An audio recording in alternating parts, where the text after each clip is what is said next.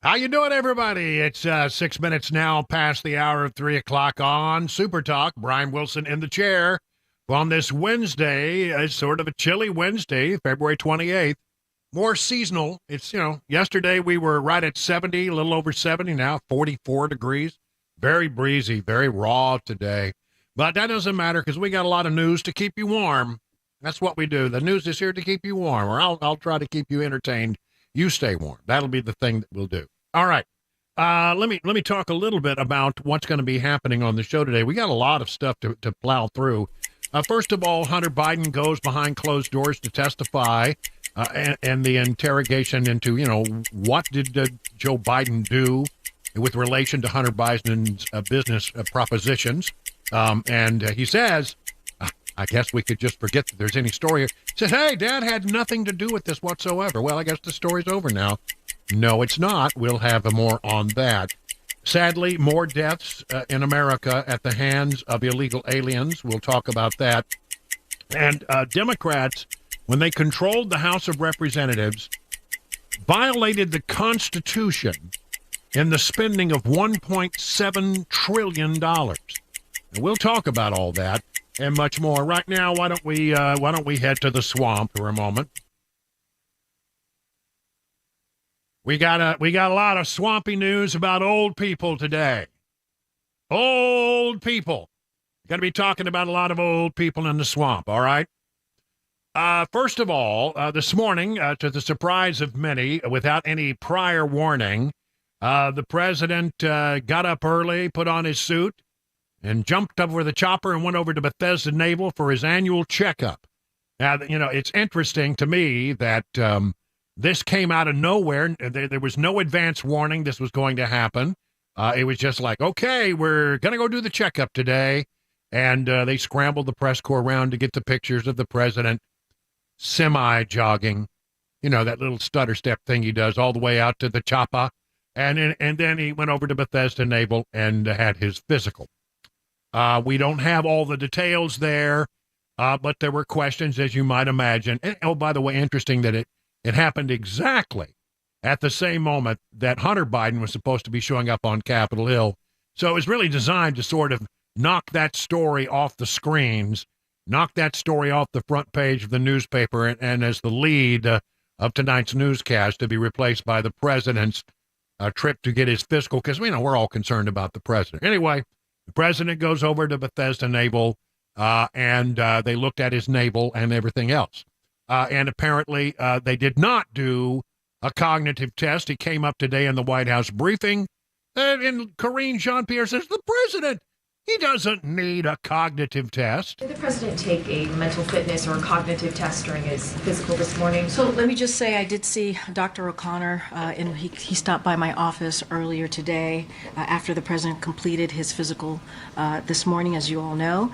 He was happy with how everything went, and as soon as he finishes completing the memo, it will be a robust, comprehensive memo. We will certainly share that with all of you, as we have done in the last 2 years.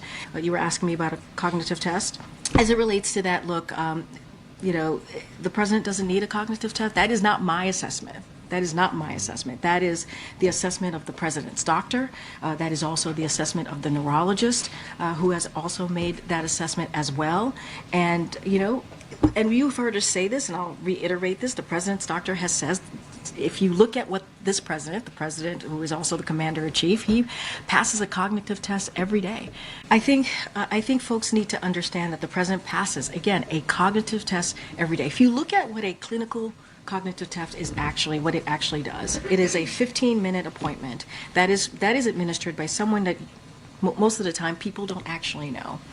And the president has a team of doctors that is with him 24/7, and he is able to do the work every day that is rigorous, that is more rigorous than it would be for any 15-minute clinical appointment. Well, there you go. Apparently, there is no need to worry about our president. His doctors say everything is fine. Everything is good. No need to worry here. Don't be concerned about the president's cognitive ability. It's just that, everything that we see in the very short windows that we get to see this president, when he's on the public stage, tends to, drive home the point that this man is losing it, that he's not up to the task of running the country, rather, not the company, the country. And we look at it, we see it, it happens. I mean, we get small, narrow slivers of glimpses of this president in front of the cameras, out in public. And every time he goes out, there's something that happens that makes us wonder, is this guy still got it or not? But no, don't worry. Karine Jean-Pierre says there's no need for a cognitive test of an 81-year-old president. So that was never going to happen anyway. And this afternoon, I guarantee you, at about the time that we start to get the details about what Hunter Biden said behind closed doors, they're going to break another story. Here's the official report from the doctor. And, since people are asking questions about his age, it will become a big story. See, they're trying to control the narrative in Washington by taking things and making them happen to sort of block that other story that they don't want you to think about too much off of the screens, off of the front pages, off of the evening newscast on the major networks.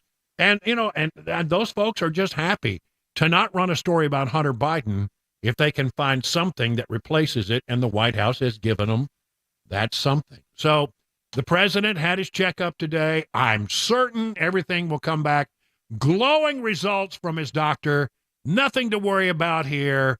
Everything is just fine and ducky, but you and I know different. The other old person in the news today is Mitch McConnell, who has decided that he will step down as Republican leader in November.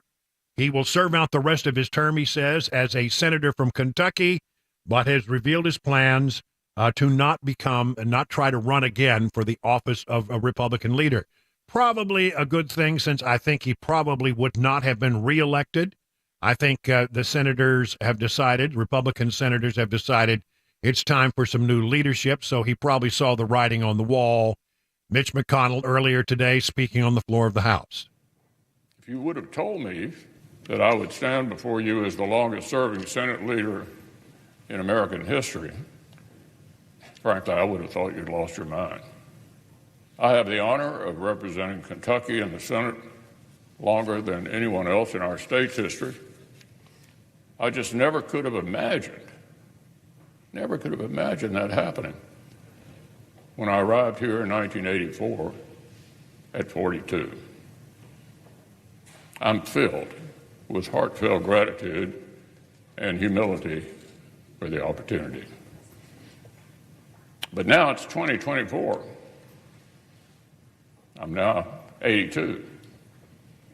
As Ecclesiastes tells us, to everything there is a season and a time to every purpose under heaven. To serve Kentucky in the Senate has been the honor of my life. To lead my Republican colleagues has been the highest privilege. But one of life's most underappreciated talents is to know when it's time to move on to life's next chapter. So I stand before you today, Mr. President, and my colleagues, to say this will be my last term as Republican leader of the Senate. I'm not going anywhere anytime soon. However, I'll complete my job my colleagues have given me until we select a new leader in November and they take the helm next January. I'll finish the job the people of Kentucky hired me to do as well, albeit from a different seat, and I'm actually looking forward to that. So at 82, Mitch McConnell says he's standing down as a leader, but will stay in his seat until his term is up as a representative from the state of Kentucky. And he said, as you heard there, something that he's looking forward to. He came in at 42.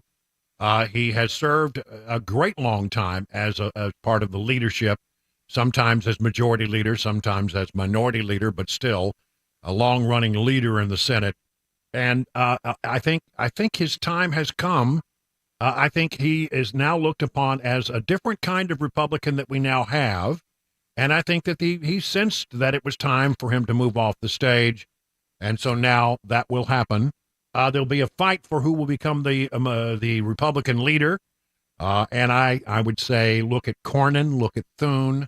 Those names likely to be at the prompting looking. But I think also some of the more conservative members, some of those who are more aligned with the politics of Donald Trump, will be pushing for a radical change in the leadership of the Senate. One way or the other, Mitch McConnell now stepping down at the end of the year as the Republican leader.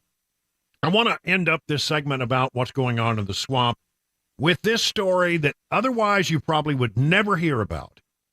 That Democrats, when they were running the House of Representatives, spent $1.7 trillion unconstitutionally.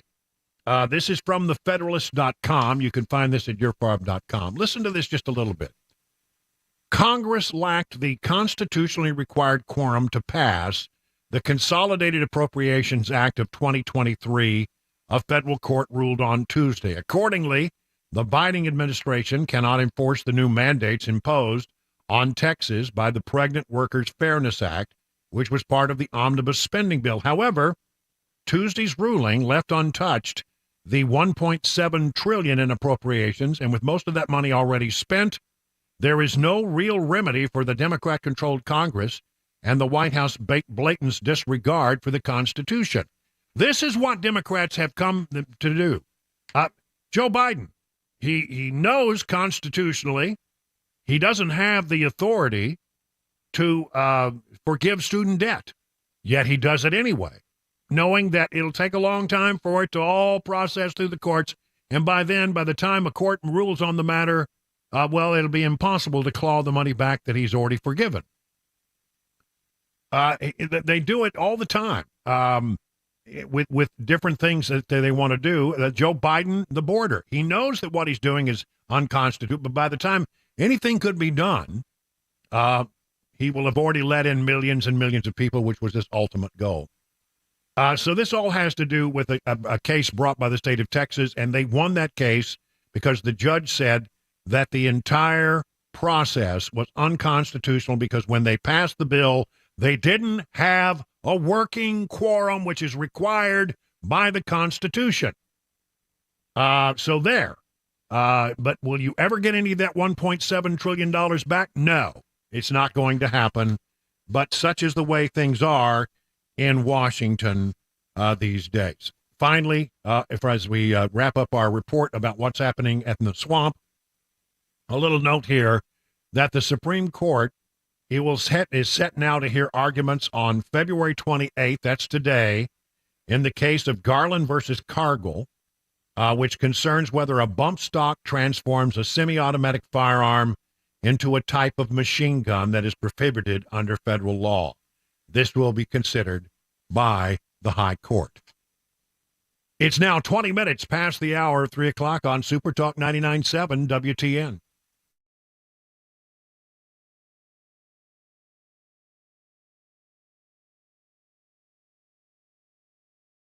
Beacon Capital Management has created a free retirement savings calculator to help you make informed decisions for retirement. It's free and it's fast, and you'll get your results immediately. If you want to check that out, just go to askbeaconnow.com. Maybe you need a deeper dive on your finances to find out whether you're doing all the things you should be doing to make sure that you can retire comfortably. Well, Beacon can help with that with a look and an examination of what you got going, maybe make some mid-course corrections if they're needed. Starts with a phone call to this number, 615-488-9303. The experts at Beacon will ask you some questions, get some information, take it from there. You have nothing to lose except for all the worry. So get started today. Replace the worry with confidence that you're on the right path. Again, the number is 615-488-9303.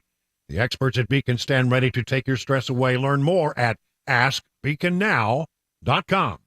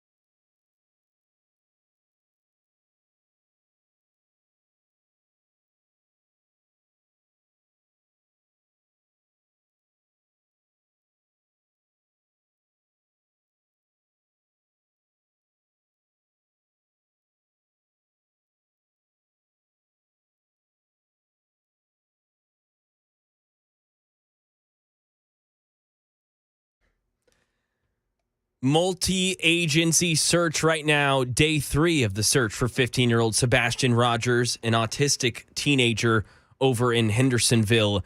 A whole community right now gathering together, praying for Sebastian, trying to find him. We'll let you know, give you all the need to know there. 3:30 Super Talk 99.7 WTN. Oh, looky there. It's Mac Morey in the newsroom, who is also the host of our breakaway, wildly successful segment, Mac Morey's Wild World of Sports, at 5:25. Don't want to miss that. Heck yeah. And I'm telling you, Mac, you just continue to just impress me with the depth of the knowledge that you have about sports. It's truly, I learn something every day. I try to learn something every day. It's one of my goals to, every day when I go to bed, what did I learn today? Well, a lot of times I'm looking back across the course of my day, and the things that I'm learning come from Mac Morey's Wild World of Sports. So, listen, we look forward to that at 5:25. And looky over there, it's Chris Weber, who is in the Starship Control Center of Super Talk 99.7.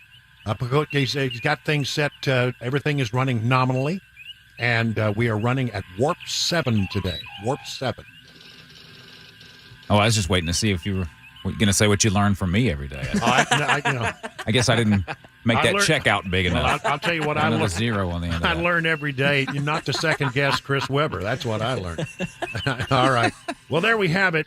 Listen, I want to mention we've got this event coming up on March 5th. That's a week from yesterday. Super Tuesday. It's going to be a great thing down at the Nashville Palace. We're going to be taking the show on the road. We'll be there set up, ready to go at 3 o'clock when we kick off the drive. Then we want everybody to start showing up. The big event starts at 6 when Dan, Chris, Matt, and I will all get together for fun, food, and conversation. Here's the thing you need to know. It doesn't cost you a penny to get in. No charge to get in. Now, when you get in, food and drink is on you because we didn't take you to Ray's, and we're a notoriously cheap company anyway, so we were never going to feed you. But we'll let you in the door for free. We'd love to have you down there for that thing. Listen, the thing about it is it's just going to be a fun event. And when you RSVP at 997WTN.com, just please let us know you're coming so that we'll have some gauge of how many people are going to be there and that we don't get in trouble with the fire marshal for trying to pack too many people in. All right? So, but if you do that, you're automatically in the running for a massive hot chicken and barbecue tailgate package that will feed 25 people. If you don't know 25 people, you can feed me because I'll be hungry that day. And, the company's not even going to feed me. So, there you go. Again, it starts at 6 for the big event, but I'll be there at 3. Details at 99.7 WTN. Brought by the Glock store at shoot270.com, Vis-a-vis Plumbing, Heating, and Cooling, and membersnutrition.com. We thank you for the sponsorship of this big event. It's going to be a good time, and I hope that everybody will show up. I think I heard that a big bunch of people who are very active in the Trump campaign are going to be there. They asked me, were asking me some questions about how you get tickets. I said, tickets? It's a free event. Doesn't cost you a penny, but you do need to RSVP. Again, at 997WTN.com. We can take pictures. We can do Wheezies or Ussies or whatever you want to call them. Yeah. Some people call them selfies, but that's really not the way to describe what happens. You're not taking a picture of yourself. You're taking a picture of two people. So I think Ussies. See, I like Wheezies better. You like Wheezies? Yeah. Of course, what's his name?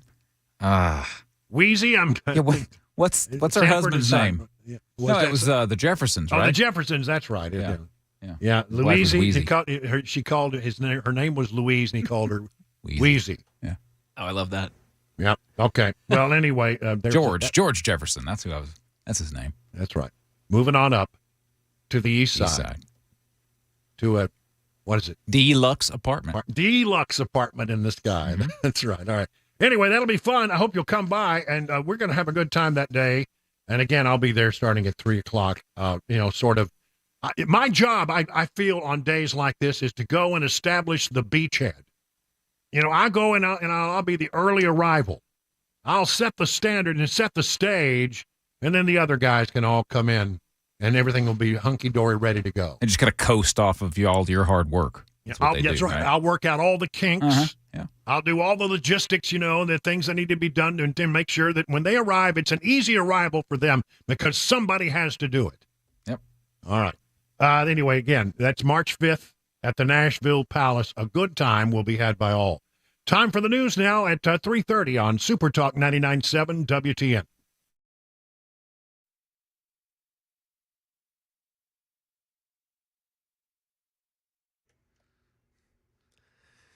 "30 minutes past the hour of 3 o'clock. I'm Mac Maury with your top stories. 46 degrees and cloudy day in Nashville. Weather forecast, traffic report coming up.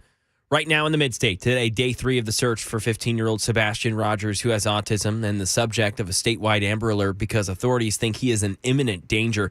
A multi-agency search has ensued trying to find Rogers. Channel 4's Lauren Lowry filling us in. To give you an idea of how large the search has been, just on Monday, 220 people were searching. On Tuesday, 180 people were out searching. And TWRA has now joined in this as well today. They're helping in the search, although we don't have official numbers on the effort today. The search crews have searched every inch of ground from 2 miles out, starting at the place where he was last seen, which was his home. This has been an all-hands-on-deck situation. As soon as that Amber Alert was issued Sunday night, Monday morning, a drone operation team was activated out of Smyrna.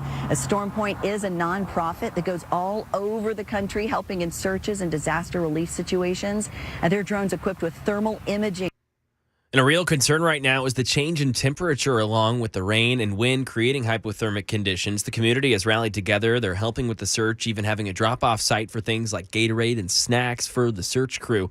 Last night, the community gathered for a prayer vigil for Sebastian, praying for his safe return. Some crime in Tennessee. Officials trying to identify a woman who reportedly stole about $2,500 worth of products from the Ulta in Cool Springs. This was on Saturday. Surveillance footage shows the woman taking stuff out of a shopping basket and putting them into a bag before leaving without paying.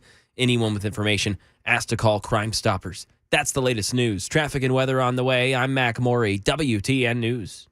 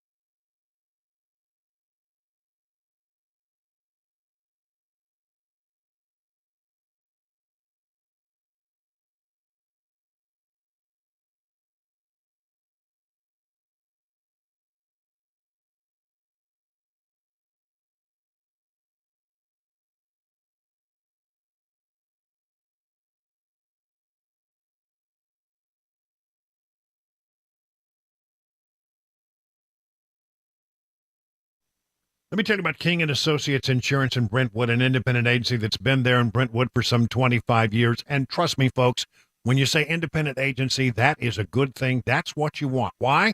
Because when it comes to insurance, you don't want just whatever somebody wants to sell you. You go to, to the big internet insurance companies and you deal with them.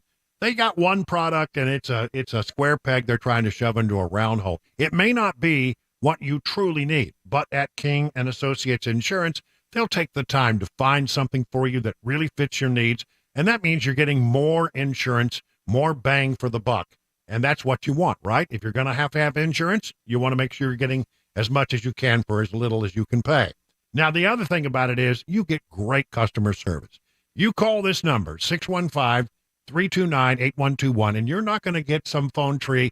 You're not going to get some one of those recordings that says your call is important to us. Please stand by, when you know the call is really not that important to them or they'd actually pick it up, right?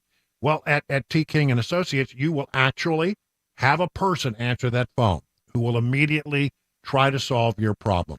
Well, and they are the kings of multi-policy discounts, 20, 25, 30, 35%. So get your royal review with King and Associates. Log on to tkinginsurance.com. King Insurance and Associates, royal treatment and great rates.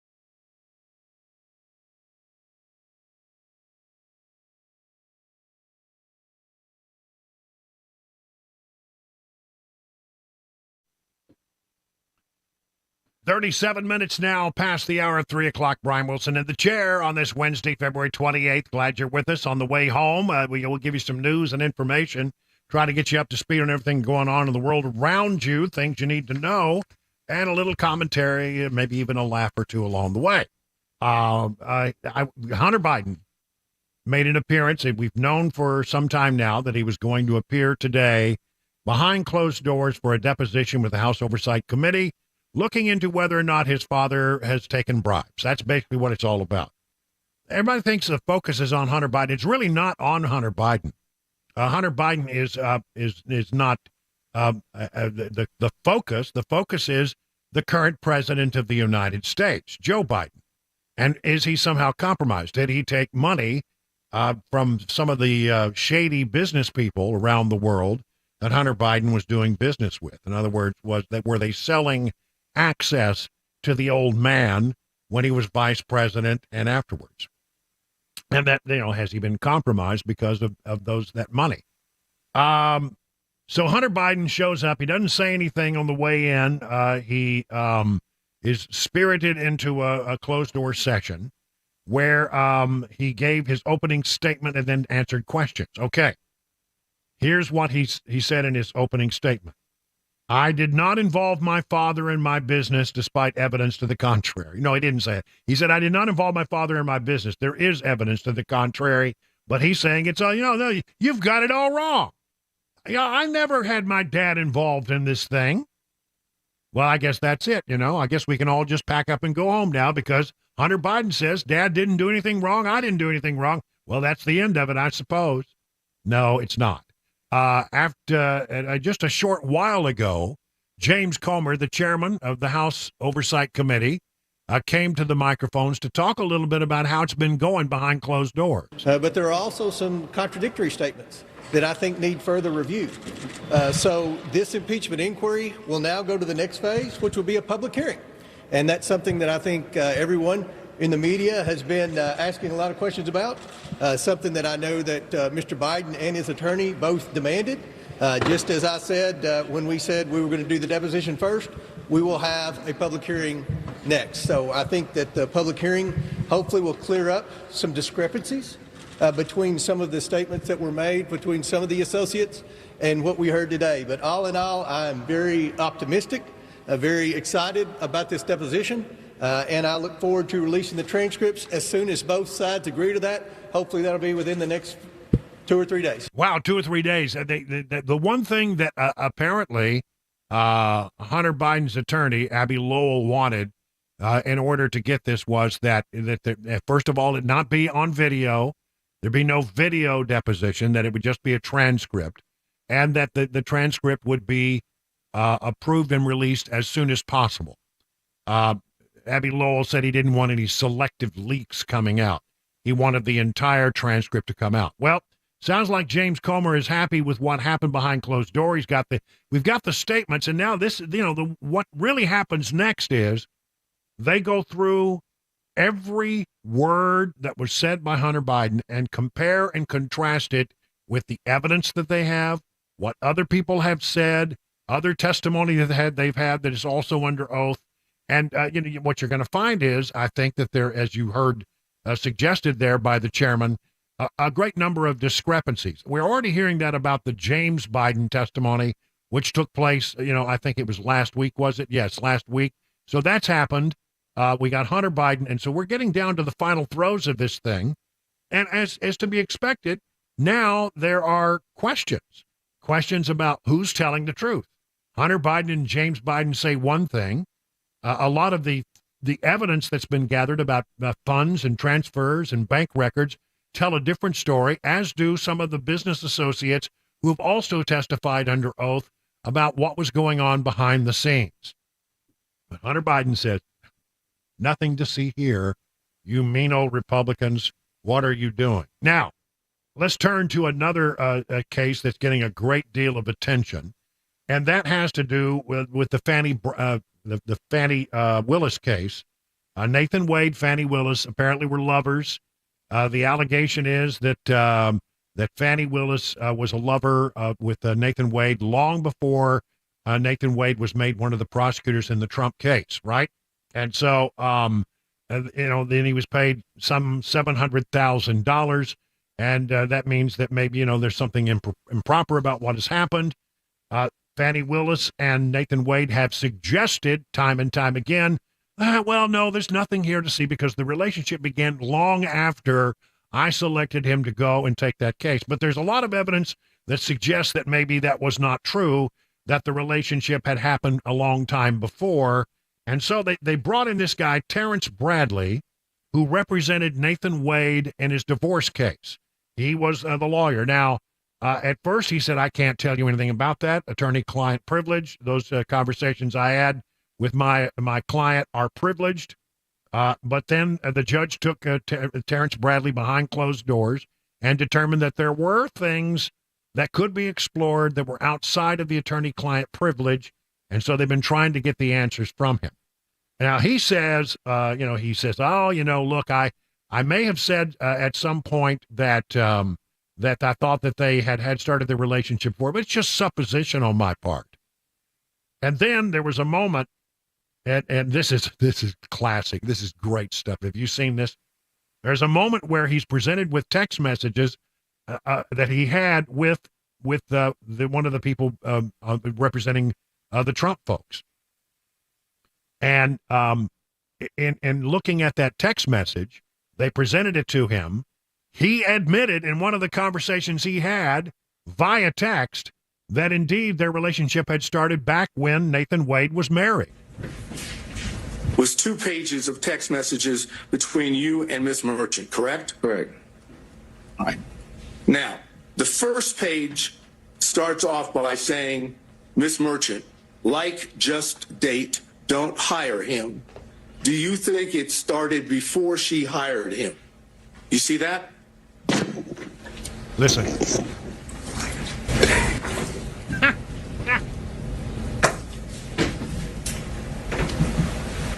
Yes, I see it, yes. And your response to that was absolutely, correct? It was. It's exactly what he said. But you can see the like he mutters under his breath. Listen very closely. He mutters under his breath when he's shown this document.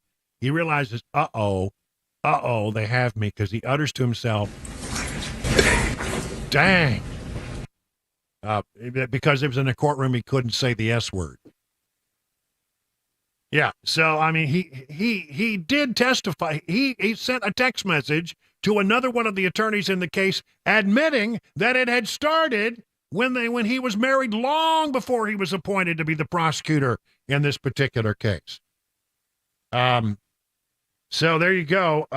Bradley had previously denied knowing about the relationship until he was presented with the text. This, according to the New York Post, started when she left the DA's office and was the judge in South Fulton. They met at the municipal court CLA conference. As Merchant read over the message from the stand, Bradley could be heard whispering, "Oh, dang," to himself. But then questioned about the timeline of Willis's and Wade's relationship, Bradley claimed he was just, again, speculating on some things in the text exchange and did not have direct knowledge. Well, he didn't say he was speculating. He said, yes, that's absolutely the case. Absolutely. Absolutely. Why in the heck would you speculate? The Trump lawyer, Steve Sato, shot back.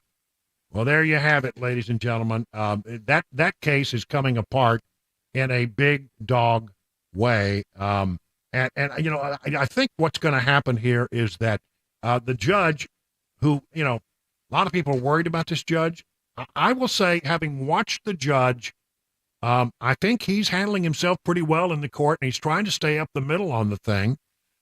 If he was in the tank for one side, he could have easily, you know, denied that there be any further examination of this particular witness, given the fact that, you know, he could probably walk away and skate saying, attorney-client privilege, no, we can't go there.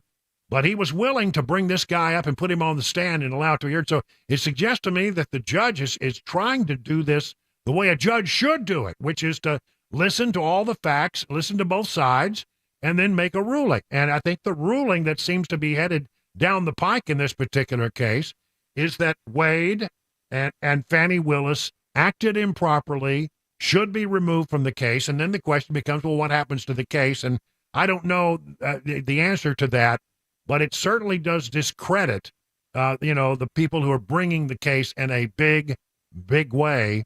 They've actually have absolutely been shown to have been working, you know, together, that they were a couple long before the appointment was made, inappropriate, and that, you know, the other thing that has been shown in some of this testimony is that they took vacations together on some of that $700,000 that got paid to Nathan Wade.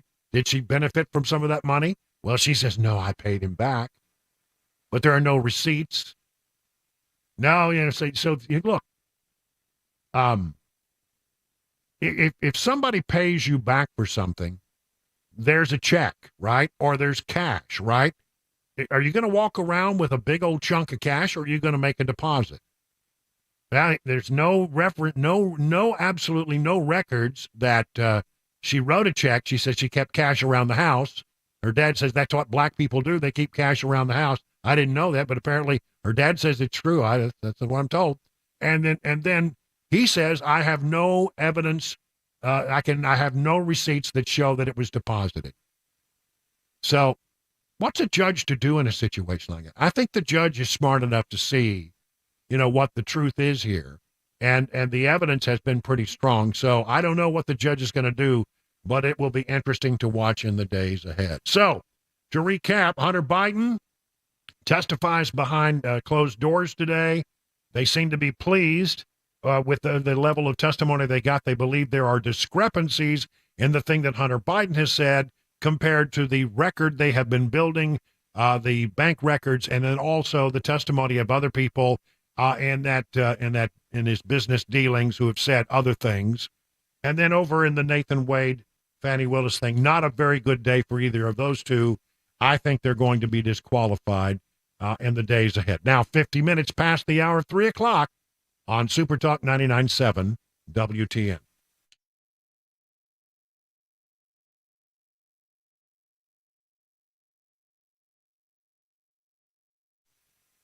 DT McCall's good company. Listen, you come around the Stately Wilson Manor and walk around, and I could point to you a lot of things that are in my house. I got a refrigerator. I got a stove. I got all kinds of stuff. I got a couch that I sit on every night watching TV.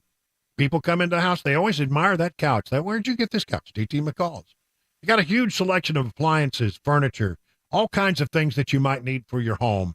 Mowers, gun safes, you name it, they've got it. And here's the thing, they're going to treat you honestly. They're going to give you an honest number. They're not like the big box stores that give you a number and it sounds pretty good, but then you start to add up all the extra charges, things like charges for delivery or setup or haul away, and you find out it really wasn't such a good deal at all. DT McCall, the good price is an honest price, and all that stuff is included in it. They've been around for over 100 years, and you don't make it that long without having a reputation for treating people right. And whenever possible, they sell products that are made and manufactured right here in Middle Tennessee. Listen, find out about all the cool things that they can do for your home. Just go to their website, dtmccalls.com.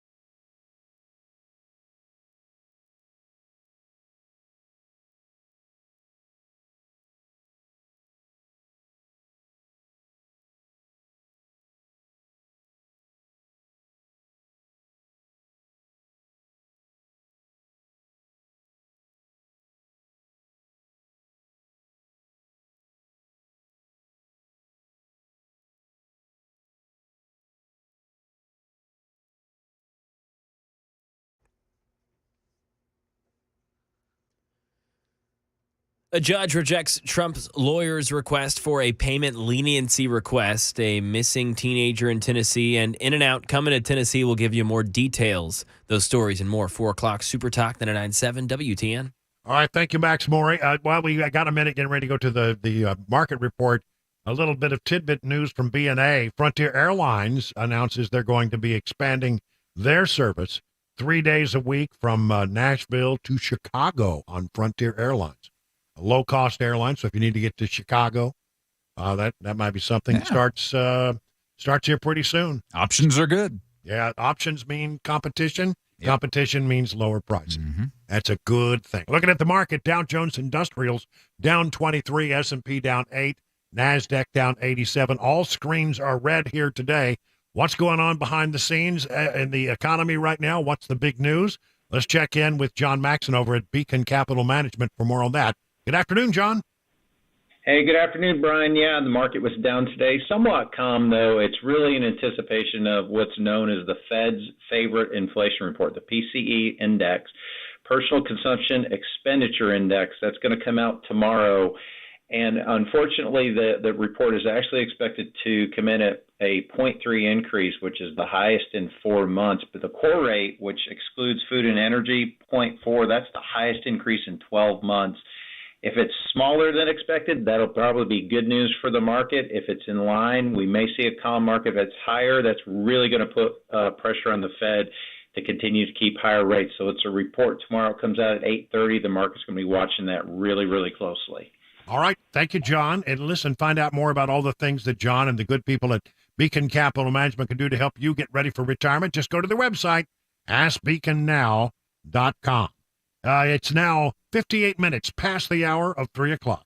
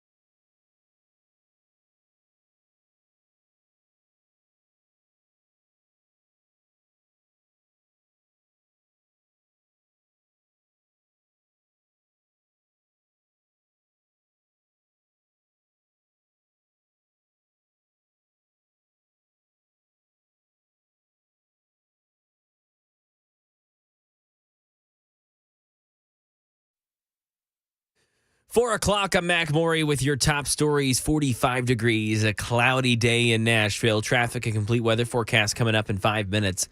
Lawyers for former President Trump get rejected in their request for more time to pay off the staggering multi-million-dollar judgment recently leveled against him in New York. Derek Dennis reports. No deal between lawyers for former President Trump and a New York State appeals court that asked for an order to temporarily stop the enforcement of a $454 million payoff of a judgment won by New York Attorney General Letitia James for business fraud. The hefty civil penalty includes a ban on Trump, his company, and co-defendants from doing business in New York for 3 years. Trump lawyers had argued the parameters of the judgment make it impossible for him to secure a bond for the full amount, but the appellate judge denied the request for more payoff time, but will allow Trump business dealings in New York to continue while his appeal plays out.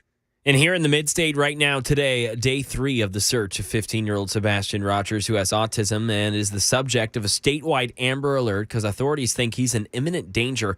A multi-agency search has ensued trying to find Rogers. Channel 4's Lauren Lowry filling us in. To give you an idea of how large the search has been, just on Monday, 220 people were searching. On Tuesday, 180 people were out searching. And TWRA has now joined in this as well today. They're helping in the search, although we don't have official numbers on the effort today. The search crews have searched every inch of ground from 2 miles out, starting at the place where he was last seen, which was his home. This has been an all-hands-on-deck situation. As soon as that Amber Alert was issued Sunday night, Monday morning, a drone operation team was activated out of Smyrna. Storm Point is a nonprofit that goes all over the country helping in searches and disaster relief situations. Their drones equipped with thermal imaging. A real concern right now, the change in temperature along with rain and wind creating hypothermic conditions. The community has rallied together helping with the search, even having a drop-off site for things like Gatorade and other non-perishable snacks for the search crew. Last night, the community gathered for a prayer vigil for Sebastian. They're just praying for his safe return, and no foul play is suspected. In-N-Out in Nashville, Madison may be home to an In-N-Out once they make their way to the Volunteer State. The popular burger chain already has plans to pin a location down on Antioch. They've now filed another application to be near Rivergate Mall between Rivergate Drive and Coode Lane. They will also be opening up their corporate hub in Franklin. The company plans to invest $125.5 million to establish that office, and the project will create over 270 new jobs in Williamson County. That is the latest news. Traffic and weather next. I'm Mac Morey, WTN News.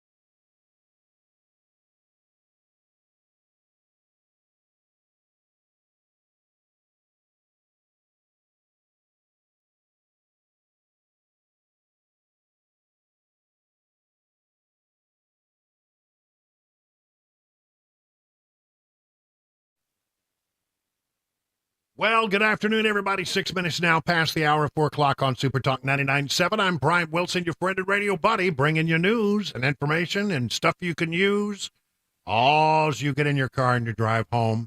When you arrive home, you're going to be so loaded with news and information. You're going to be the smartest person in the room. You're going to wow people with the knowledge. We're so glad, again, that you're with us. Again, isn't it interesting? Yesterday at this time, 71, 72 degrees. And now it's just flat cold out there. I don't know. I don't think the body is meant to have this. You know, the weather that we're experiencing right now is part of what caused the problem out in the Texas Panhandle. Yeah, I don't know if you've been following that, but the wildfires out there are really something. I just got an update from my remote correspondent in the Texas Panhandle, my sister. Listen to this. There's one fire in the Texas Panhandle called the Smokehouse Creek Fire, has consumed an estimated 850,000 acres. Ooh, wow. and is at this moment only 3% contained. This particular fire has burned into a total of 7 different counties. That's how big it is. And, you know, last night was watching, the little towns like Canadian and Pampa and all those places in the Texas Panhandle that I used to cover as a young man, and I have such a fond memory of. They were being evacuated, and homes were burning to the ground, etc. And then just north of Amarillo, many people don't know this, but there is the Pantex plant, and the Pantex plant is the final assembly point for all nuclear weapons. It's where they assemble nuclear weapons, and if one needs to be repaired, it comes to Pantex to be repaired, and they had to close down the plant last night because it was being threatened by wildfires. Wow, that's scary. Yeah, it is scary. And I'm telling you, the Pantex is sort of a mysterious place. Reporters are always wanting to know more about what goes on out there, and they just don't talk. They're just, boy, they are closed-lipped. But I can't ever remember a time that the Pantex plant closed because of some kind of weather or some kind of event. So that's the thing. I remember, just real quick, as a young reporter, you would occasionally see these trains, these very unusual trains. There'd be a locomotive, and there'd be a car full of people who are armed to the teeth, semi-automatic weapons. Military folks, really just bristling, and they would be in that second car. The third car would be ostensibly, I guess, the nuclear weapon. And then there would be another car behind it, again, just bristling with all kinds of people in black uniforms and helmets. And and they were moving a nuclear weapon via train. And then right above it would be a helicopter that would be slowly tracking, and it's going about 30 miles an hour. That's how they moved nuclear weapons around and took them into that plant to be fixed. Wow. But that's a side note. The real problem is a lot of people there losing their land, losing their cattle, losing their homes. It's a horrible thing. So prayers for my friends in the Texas Panhandle, if you would. I'd appreciate it. Why don't we do a 2024 update if we could, and get some of that going here today, because we had the Michigan primary last night. On the Republican side of the equation, really no surprise, Donald Trump just trounced Nikki Haley, who says she's still in it all the way for another week up until Super Tuesday. And what happens then, who knows? But here's an interesting story. And I think it really talks, why is Nikki Haley still in this thing? She has wasted over $76 million trying to defeat Trump in Michigan and South Carolina, New Hampshire, and Iowa. $76 million has been spent in different PACs in her campaign in that effort, and that's money that could have been gone toward, focusing on the real opponent in the fall, who may or may not be Joe Biden, one way or the other. You could refocus that and start using it in a more productive way. She says she's in until Super Tuesday. Why? No one seems to know. Now, the other side of the equation, it was very interesting. Michigan, this is a battleground state. Right now, Donald Trump is up, according to the Real Clear Politics average of polls, about 5 in Michigan, which, that's a good sign. And Joe Biden has some real problems here in that in Michigan there are a great number of Arab Americans and Muslim Americans who are very upset with his support of Israel in this conflict between Israel and Gaza and Hamas. And they're very upset with him. And so they said to show them, the depths of their displeasure in a primary. Now, he won the primary, don't get me wrong, but they were going to vote uncommitted to sort of send a protest note letting him know how many people were truly irritated with what he was doing, because that would be a sign that you need to do something to shore up your problem here among Arab Americans before the November election, or these folks will not vote for you. It turned out that about more than 100,000 Michiganders chose to vote uncommitted in the Democrat primary. That's about, 13%. 13% of the total vote. Now, Biden got the rest of it, but there were 13% who said that they were voting uncommitted. And I mean, tell you something, in a very, very close election, 100,000 voters who sit on their hands or vote for somebody else but don't vote for the nominee.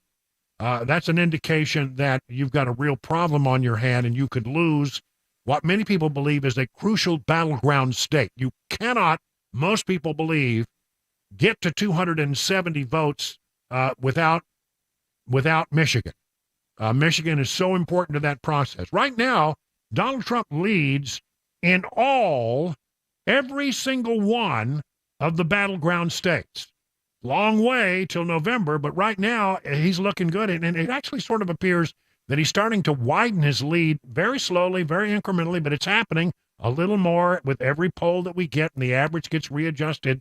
It seems more and more and more and more Donald Trump is pulling away, and Joe Biden has a serious problem in the battleground state of Michigan. Here's from the Free Beacon. The White House and President Joe Biden's campaign team are reportedly in panic mode over an effort in Michigan urging Democrat voters to protest his handling of the Israel-Hamas war by voting uncommitted in the state's presidential primary. They're freaking out about the uncommitted vote, a Democrat close to Biden said of the president and his re-election campaign team, this according to Politico.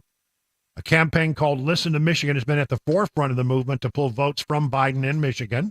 Michigan voters are sending Biden a clear message that he can count us out. We are filling out the uncommitted bubble, and because we strongly reject Biden's funding and what they call genocide in Gaza. So, again, 13% of the Democrat vote voted uncommitted. That, in a close election, disastrous, absolutely disastrous come November.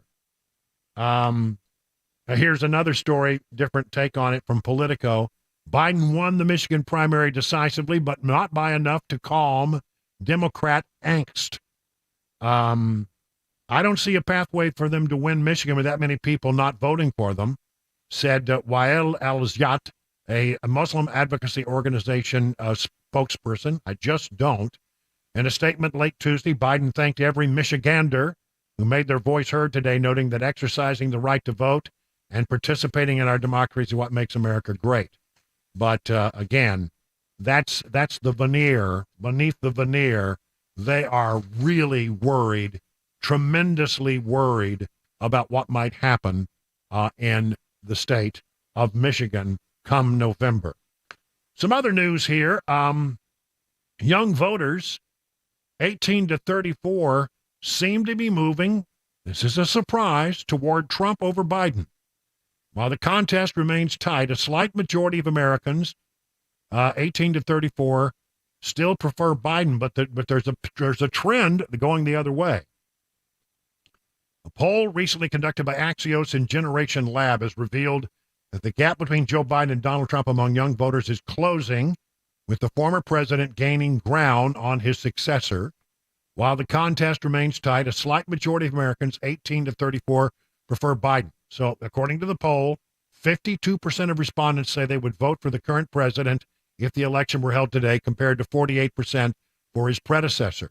When only those who said they were definitely going to vote in November were asked, however, Biden's support rose to 59. Well, we'll see.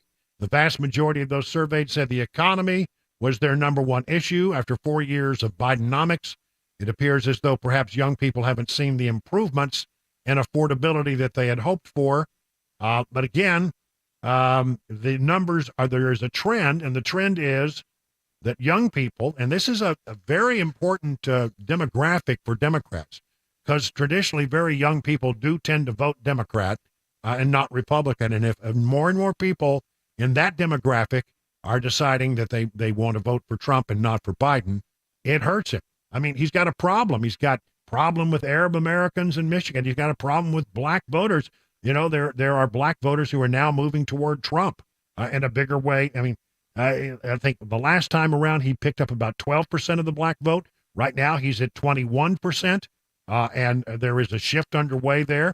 Hispanic voters have not been reliable to Democrats as they have been in the past.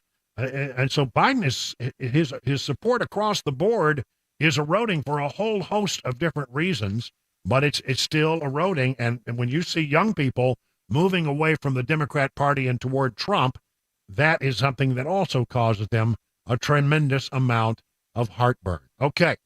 Again, I mentioned the swing states, so important because, you know, some states are always going to be red.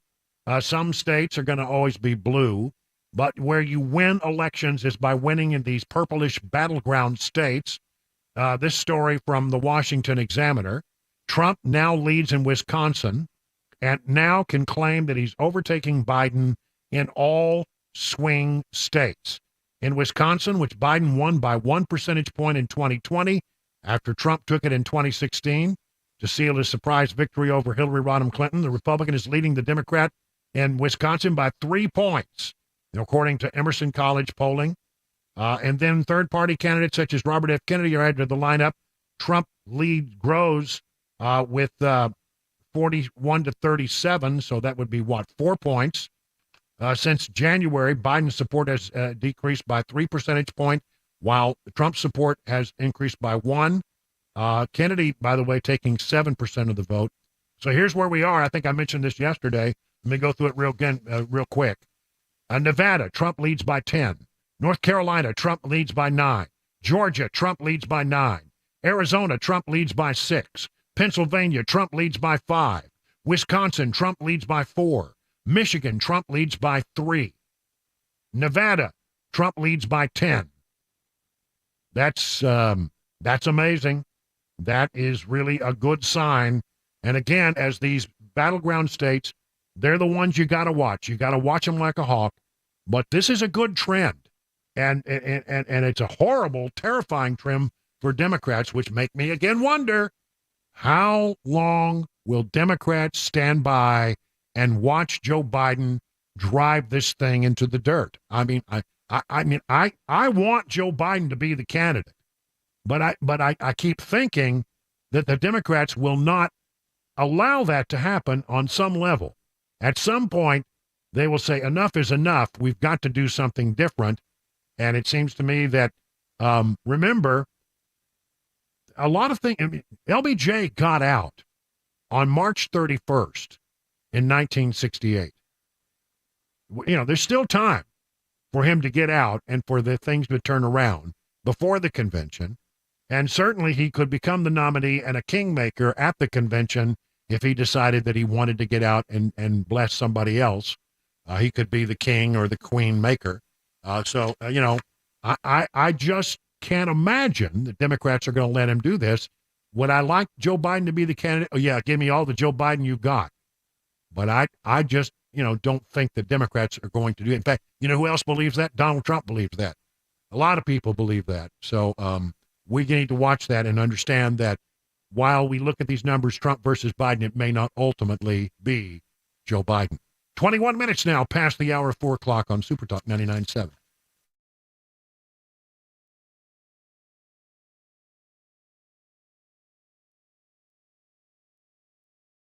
Grace Point Healthcare delivers medicine affordably with menu-style transparent pricing so you know how much it will cost before the care is delivered. Smart Care plans start at $69 a month. You'll get unlimited office visits and free basic labs for the entire year.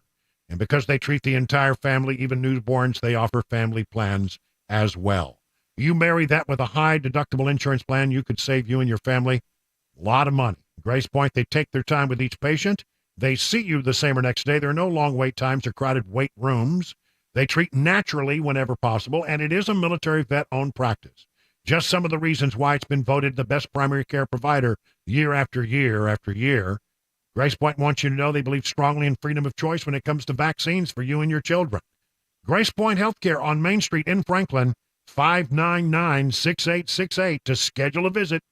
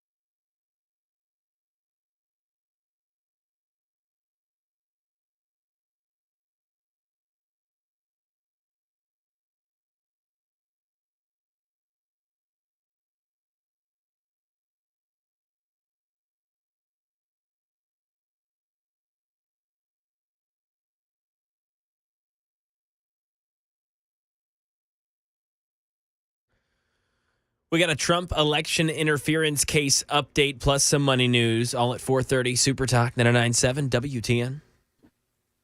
25 minutes now past the hour of 4 o'clock. I want to make a note that coming up at right after the news, we're moving some things around, so we do things a little bit differently in the second half of this hour than we normally do to accommodate our good friend Pete Hegseth from Fox News, host of the weekend edition of Fox and Friends.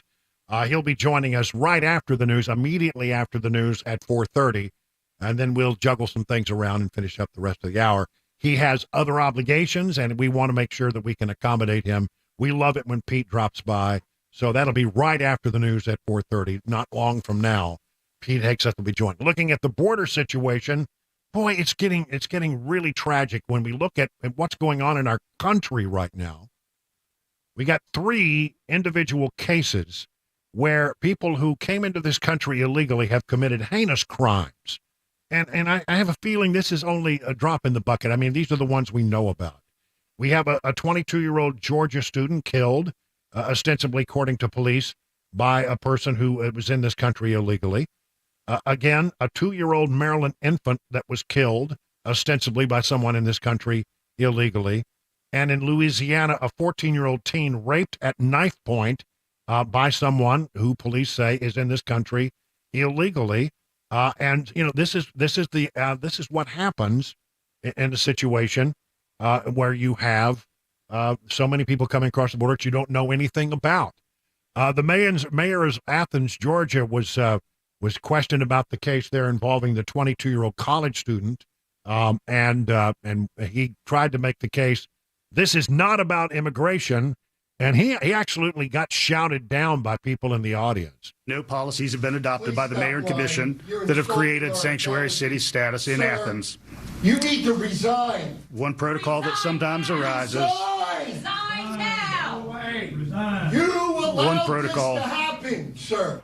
You allowed this to happen, sir. I mean, they're catching a lot of flack. Understandably so. When the crime comes to your community because of Democrat policies, you have every right to be angry. Let's see. Now, tomorrow, the president is going to go down to the border.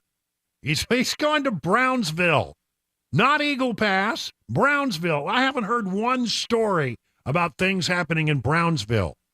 This was noted today by the Fox News people. Customs and Border Protection sources told Fox News that 5,000 illegals were apprehended along the southern border from California through Texas in a single day on Monday.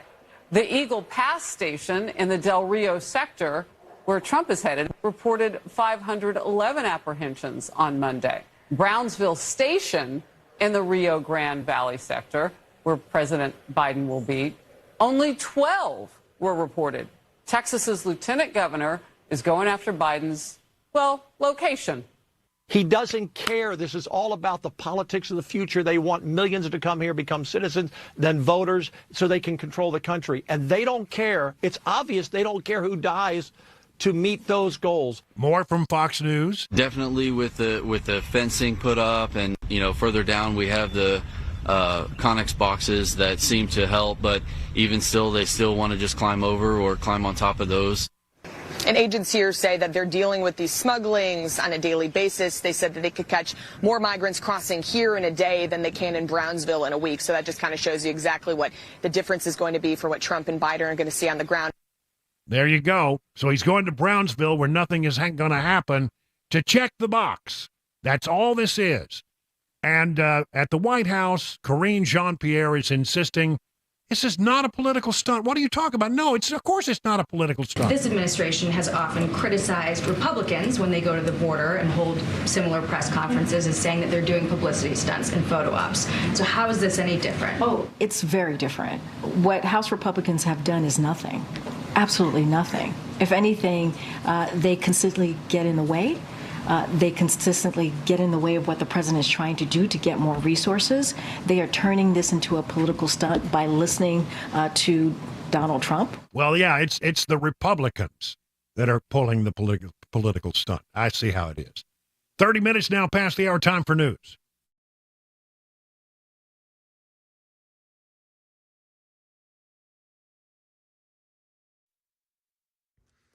Thirty minutes past the hour of 4 o'clock. I'm Mac Maury with all your top stories. Currently 45 degrees, a mostly cloudy day on Music Row. Got a weather forecast, traffic report just ahead in 5 minutes. Trump election interference case update. The United States Supreme Court says it will hear arguments on whether he can be prosecuted in late April and will issue a ruling in June. Now turning to a different Donald Trump case, envelopes of white powder arriving at offices of the prosecutor and judge involved in former President Trump's New York fraud case. Derek Dennis. The New York State Unified Court System confirms envelopes of white powder were received at the chambers of Justice Arthur Engoron on Wednesday and State Attorney General Letitia James on Tuesday. James prosecuted Trump for business fraud in New York, winning a $454 million judgment against him, his company, and co-defendants. Justice Engoron presided over the case. The court says the substance inside the envelopes tested negative for anything hazardous and no one was hurt, but an investigation is underway. Now with an update on what occurred today on Wall Street, here's Daria Albinger. Another round of inflation data made investors nervous, sending stocks lower. The Dow lost 23 points, the Nasdaq gave up 88, and the S&P fell 8. The next consumer spending report will come out on Thursday morning, and it could be a determining factor for when the Federal Reserve will start making interest rate cuts. The Commerce Department says the economy grew at a robust 3.2% annual pace from October through December, fueled by consumer spending. U.S. growth has now topped 2% for 6 straight quarters. Bitcoin rose above $61,000 for the first time since 2021, helping to lift stocks of crypto companies. President Biden signed an executive order that he says will better protect Americans' personal data from foreign adversaries. While in South Korea, Meta CEO Mark Zuckerberg is discussing cooperation on extended reality devices with LG Electronics executives as he hopes to ramp up artificial intelligence ambitions. And that's the latest news. Traffic and weather next. I'm Mac Morey, WTN News.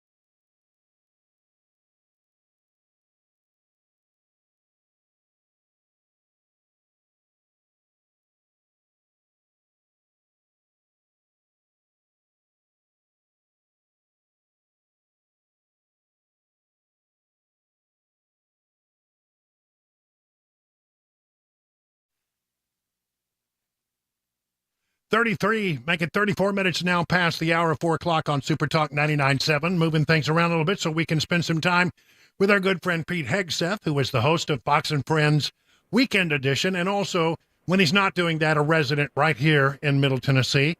Hey, listen, it's been a while since we've had a chance to catch up with you. A lot of water under the bridge. Glad you're with us today. I want to talk about this thing that happens in the nation's capital, this thing that they call news management.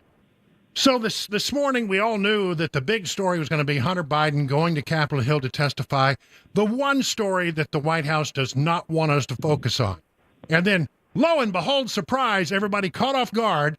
The president decides he's going to go to Bethesda Naval to get his annual checkup, which, of course, is going to be a big story given our concerns about the president. They actually are taking the hit in order to try to block that other story from getting much traction on the newscast tonight, on the front pages tomorrow, etc. You know, this is the sort of weird game they play in Washington to control what you actually see and control the narrative. They do play that game, and a lot of reporters play along.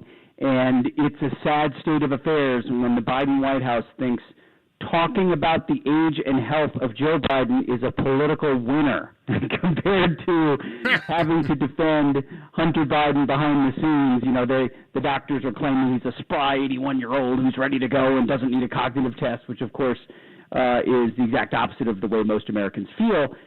But this has also been advantageously a huge news day. When you look at Mitch McConnell deciding not to remain as leader, when you look at the Supreme Court taking on the presidential immunity, the outcome of uncommitted voters in Michigan for Joe Biden. So what we thought would be a huge day with Hunter Biden behind closed doors with a deposition, which somehow they didn't get taped, but we will get a transcript. Through work of their own and the work of some fate here, is not as big as people would think, and it'll be interesting to see what Hunter says. It's, James Biden is really good at spinning, apparently, we're told, and they're hiding behind Joe Know Nothing and counting on no one being able to find the rest of it. We'll see how it plays out. I said jokingly today when I started, Hunter Biden says his dad was not involved in any of his business activities. Oh, well, that's it. Okay, we can all go home now, That's it. I think they're going to be a more real close examination of what he had to say. Let's talk about Michigan and this protest vote. More than 100,000 people voted uncommitted on the Democrat side of the equation because they don't like these are largely thought to be Arab American, Muslim Americans in Michigan who don't like the way Joe Biden is handling the conduct of the war between Israel and Hamas. But that's a real warning sign for him come November. Wouldn't you agree? I would agree. It is a warning sign. I think he will bow and cater to them to try to make it a non-issue, which is really bad for Israel's ability to conduct the war and actually eradicate Hamas, which should remain their goal. And the thing is, I think, yes, they did a good job setting expectations of, hey, we only think we're going to get 10,000 votes. They got 100,000. Oh, we only think we get 5%. We got 13% or whatever they ended up with. It's still only a fringe protest on the primary side. So I don't see this manifesting at the convention in a messy way other than a few protests. But if he doesn't get it right, as was said on the channel recently, so Joe's got to get peace in the Middle East to get the Muslim vote? That's a heavy lift for Joe. And what will happen is he'll start leaning on Israel to try to placate them, which is bad for, foreign policy writ large. Yeah, I don't think he's capable of it. So what can he give away in the process to quiet him down? That's what they'll try to calculate. Yeah, I'm really interested in that to see how it happens. The Border Patrol upset that apparently the president is coming to Brownsville tomorrow, where apparently nothing is happening. I've been following the border story. I know you have as well. I have never heard a story, Dateline, Brownsville, Texas. They've got a crisis on their hands at the Matamoros Bridge. I've never heard that happen ever. But, the real action, of course, is in Eagle Pass and El Paso and other sectors. But he's going to make his trip down there, check the box, and visit Brownsville to, I guess, sort of get it off his plate. But the situation, we're not doing anything to solve the problem. No, but they don't want to. The whole thing is a sham. It's a PR exercise, just like blaming Republicans for the bill, which is really a Ukraine war funding bill. They're catering. Trump is going to be down there anyway, so Joe follows him, but Joe goes to the place where there are no problems so that the White House can give him a heavily curated bubble exercise amongst agents who will say everything is great here, so he can. His whole life is bubbled and scripted. So he will actually probably walk away with an impression that the border is under control. I saw the border in one place, and it looked great. So everything's fine. I think we underestimate how much his staff is able to curate his own opinion based on what he sees inside the bubble because he's not really capable of curating much else himself, especially because he watches Morning Joe on MSNBC and gets a curated perspective there too. So they're managing what he'll say because they want the policy to continue, and it's really just a political liability, so they have to make it look like he's doing something. All right, so where are you now on how the 2024 election plays out? We still got Nikki Haley in there. She says she's in through Super Tuesday. Nobody seems to know why. There still could be another third-party candidate. Many people are still looking at Joe Biden. Donald Trump, among others, believe that he will not be the ultimate candidate come November. Do you have any changes in the way you're looking at things as they unfold? Well, the Republican nomination is over. Nikki Haley gave the speech you should give for the first half in South Carolina that looked like a concession speech, and then she pivoted to nonsense. That will fizzle. It will hurt her chances in 2028 with the base. So Trump's going to be the nominee. My biggest question mark at this point the Biden riddle is impossible to solve right now because there's mixed signals whether he will or whether he won't, and with each passing day you could go in either direction. To me, the biggest question is the third-party question. Is what does no labels do? Do they try to recruit Nikki Haley? Who do they try to bring into the fold? RFK, what does that ultimately end up looking like? This uncommitted, like, do people sit on the sidelines on either side? You've got Nikki Haley voters who say they won't vote for Trump. You've got Democrats that say they won't vote for Joe. In so many of these swing states, it's that margin that will make the difference that I don't think we know right now what that little margin could be. And I think that's the next few months will help us shake, because we assume in the polls, Joe versus Trump, Trump versus whoever. It's not going to be that simple. And I think that's becoming a growing reality. So I get in trouble with my audience when I talk about Nikki Haley possibly running as an independent. She says she doesn't want and she's not interested, but that's what you'd have to say before Super Tuesday. But do you think that if she were to run on, let's say, the no labels ticket, do you believe that there's a pathway for her there? No, I think there's a pathway to be a spoiler. She has said directly, I'm not going to do that, which, as you correctly pointed out, you have to say if you're supposedly trying to win the Republican primary. But there's no way she's trying to win it at this point. I mean, she doesn't have a path. So either she's bowing to donors, it's a vanity exercise, it's a sabotage exercise, it's a setup for 2028. I don't know what it is, but it's definitely not winning. So, but you have to keep saying that. She wouldn't win, but she would disrupt heavily. And if her goal is to elect a Democrat, then she would move in that direction, and then she would make sure she's never the Republican nominee and is never president of the United States. So who's looking better and better with each passing day is Ron DeSantis. And a lot of people said, you're hanging on too long. Well, it turns out, he got out early enough that it looked like he gave a good fight and then realized the path wasn't there and bowed out.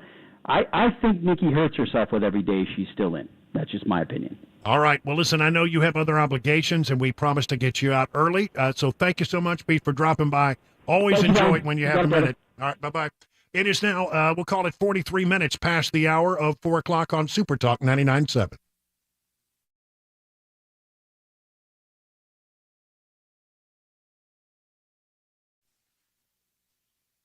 All right, let's talk about Johnny Fleeman's and the folks over at Brass Lantern and Legends Restaurant celebrating 35 years in Middle Tennessee. Listen, they want me to talk about some of the things that they're doing to celebrate 35 years. For a limited time, here are some of the things you can get. And it's good food at a great price. Mondays, fresh breaded chicken fingers with fries and coleslaw, only $8.99. Tuesday, featuring slow-cooked 8-ounce prime rib and a side for $18.99. Wednesday, 6-ounce choice sirloin with a side, $8.99. Hamburger steak on Thursday, $8.99. Sundays, they have 3 different pasta options, $9.99. For over 35 years, the Brass Lantern and Legends Restaurant have given you authentic, made from scratch, very delicious recipes at affordable prices. That's their mission. Good, home-cooked food at an affordable price. So listen, be sure you drop by, and don't forget their daily lunch specials. And also, don't forget to pick up some of those delicious Johnny Fleeman products at your local grocery. You're going to enjoy your next visit to the Brass Lantern or Legends Restaurant nearest you.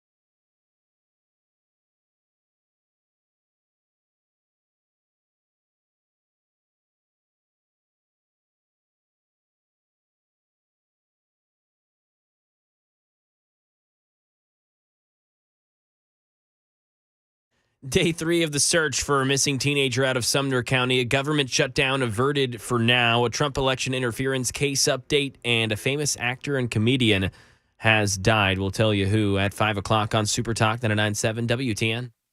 It is 47 minutes now past the hour of 4 o'clock on Super Talk 99.7. We like to say that breaking news changes everything, and we have some. This just in, the Supreme Court has decided that it's going to take the case of Donald Trump's and his immunity. Does he have immunity from a prosecution? This means that his case right now, being handled by Special Counsel Jack Smith, is on hold. This is the January 6th trial. Jack Smith, the special prosecutor, had asked. He said, "Look, we need to know whether or not the president has immunity. If the Supreme Court had declined to take the case, then the case would have gone forward. But now that the Supreme Court has decided to take up the matter, it means that that trial is on hold, making it increasingly difficult for Donald Trump's trial to go forward in a timely fashion. Seems like it puts that on hold. We don't know how long. Listen, nothing happens in the Supreme Court at warp speed. That's the thing you need to know. Things happen. They slowly, meticulously, the wheels over there grind slowly. But this is seen as a big victory for President Trump and perhaps a real loss for Jack Smith, the special counsel carrying this January 6th case. Trump had urged the justices to slam the brakes on his trial, but hold off on taking up the immunity claim until the former president first exhausts his appeals in the lower court. The process would have lasted weeks, if not months. It would have aided Trump in furthering running out the clock. But one way or the other, the high court has agreed to take the matter and decide whether or not the president had immunity based on, in other words, when he decided that those, if he decided while president had knowledge of anything that happened while he was president, and those documents ended up while he was president down in Mar-a-Lago, would he be then covered by presidential immunity? Is he even today covered by presidential immunity on things that happened when he was president? These are never before adjudicated legal issues, and really will set the standard for maybe going forward. It's the first time anything like this has ever been considered by the high court that we can recall. So this historic case is now going to take place, and the Supreme Court agreeing to take up the issue of whether he can be criminally prosecuted and whether or not he had presidential immunity. 50 minutes now past the hour of 4 o'clock on Super Talk 99.7 WTN.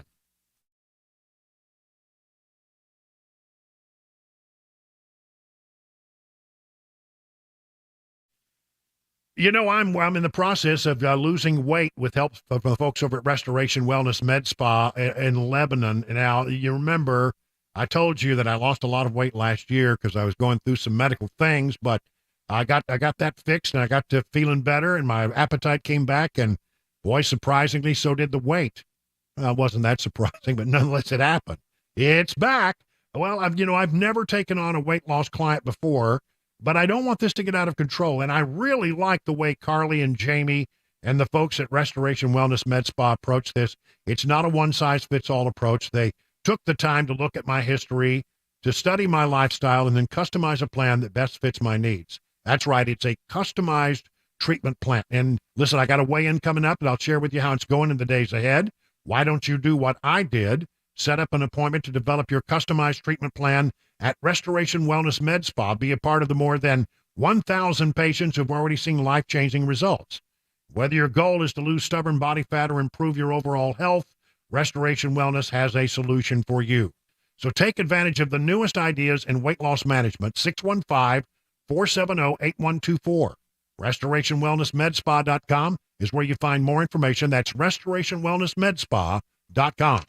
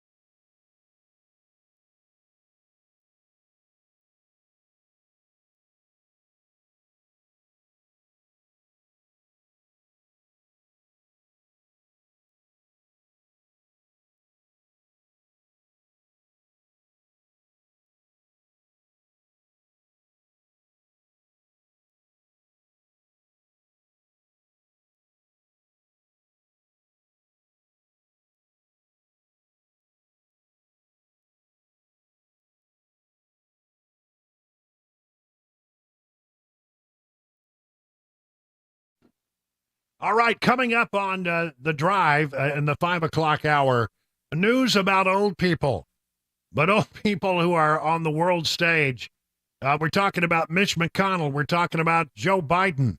What do they have in common? They're old. The things are happening with regard to both of them. If you haven't heard, we'll give you all of the story coming up in the 5 o'clock hour. It is now 57 minutes past the hour of 4 o'clock on Super Talk. You know, I love the folks over at DT McCall's because they actually can help you with the things that you need for your house. If you go around my house, I can point to a refrigerator, I can point to a stove, I can point to a couch, a bedroom furniture. I mean, it's all over my house. I do business with DT McCall's, not because I read their commercials, because they got great stuff. I'm telling you, if you need appliances, if you need furniture, if you need just about anything, I got a mower. It's the greatest mower, Cub Cadet mower. I got that at DT McCall's. There's hardly anything that you need for your house you can't find there. So why don't you find out about their 5 convenient locations? And by the way, you're going to get an honest price, a real price. It's a company that's been around for more than 100 years, and they spend a great deal of time, trying to make sure that they sell products that are made and manufactured in Middle Tennessee. Why not do business with a company in Tennessee that supports other companies in Tennessee? That's what you want, right? You don't get that at a big box store. Find out about their 5 convenient locations and look at their website, dtmccalls.com.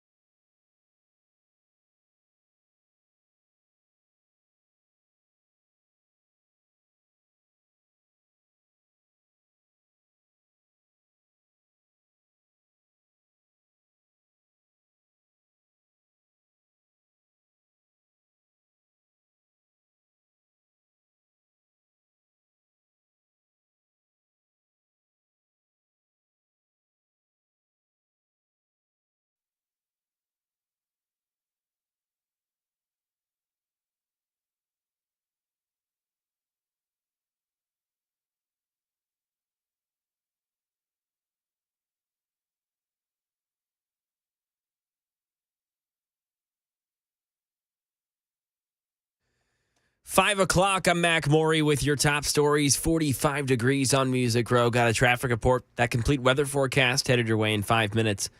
Day 3 of the search now for 15-year-old Wayne Rogers. Rogers has autism. Officials believe him to now be in imminent danger. Weather's becoming more and more of a factor. He was last seen on Sunday leaving his Shackle Island home in Sumner County with a flashlight, wearing all black. Channel 4's Lauren Lowry fills us in on the search team. What's different about the day today is the significant drop in temperatures. Earlier, I was able to speak with the EMA director, and he told me that these are now hypothermic conditions. So there's even more urgency with this search right now. Now, searchers are out at this point. We have covered everything in a 2-mile radius from his home, where he was last seen Sunday night. The Amber Alert for Sebastian was issued yesterday afternoon, but already hundreds of trained law enforcement officers have been out searching for him using horses, canines, helicopters, and drones. And so far, they've asked for people not to help with the search. They've asked you to search your property if you live in this area, check your home security cameras for any sign of him, and just stay vigilant. Officials don't want help from citizens in the search yet due to accountability. Right now, officials can track everyone searching. They can communicate with everyone involved.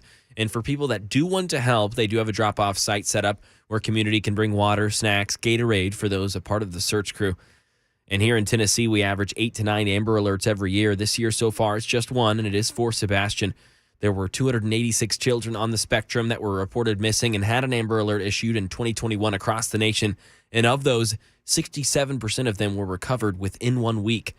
And there was an accidental Amber Alert sent out this afternoon that officials believe to be due to a possible phone provider issue. The official alert was sent out yesterday. Right now in the nation's capital, Congress has agreed on a short-term spending deal to avoid a partial government shutdown. The continuing resolution will fund parts of the government through March 8th and the remainder until the 22nd of March. The short-term stopgap measure is paired with a deal on 6 of the 12 spending bills lawmakers need to pass to fund the government long-term. That goal is to pass those 6 bills in the next week by March 8th and then hash out a long-term agreement for the rest of the government's functions by the new March 22nd deadline. Trump election interference case update. The United States Supreme Court says it will hear arguments on whether he can be prosecuted in late April and will issue a ruling in June.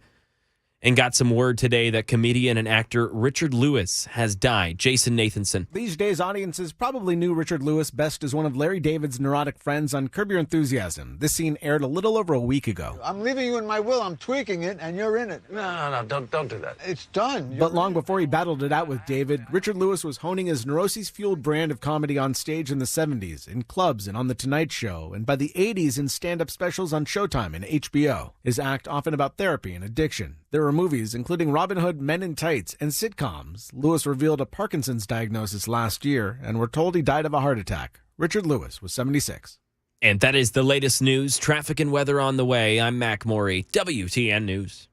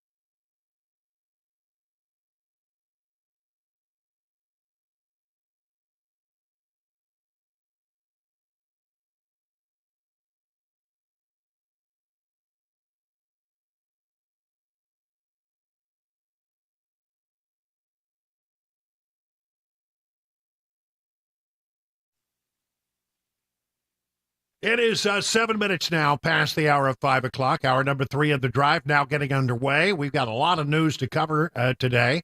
And stay with us. This is a This is an incredibly busy news day. We had all kinds of things that are happening. And we want to start off this hour by talking about things that are going on in the swamp. It is a swampalicious day. And the news is largely, I think the big news is largely about old people. The president unexpectedly this morning, it really was, I tell you, the one thing they don't want to talk about, there's two things that the White House doesn't want to talk about. They don't want to talk about the president's age and his cognitive ability, but they understand that's going to be a story and something they have to put to bed, right? They also don't want to talk about Hunter Biden and the investigation into whether or not Joe Biden has been co-opted and whether he took money from the enterprise that his son Hunter Biden was running with some nefarious business people from around the world. They don't want to talk about that either. And as you know, today, Hunter Biden testified behind closed doors up on Capitol Hill. It was his deposition, right? Just as Hunter Biden was about to show up on Capitol Hill, surprise, surprise, surprise, the White House announces unexpectedly that the president was about to get on a chopper and go get his annual physical over at Bethesda Naval. Now, they look at his navel and other things as well. I mean, they do a lot of navel gazing over there at Bethesda Naval.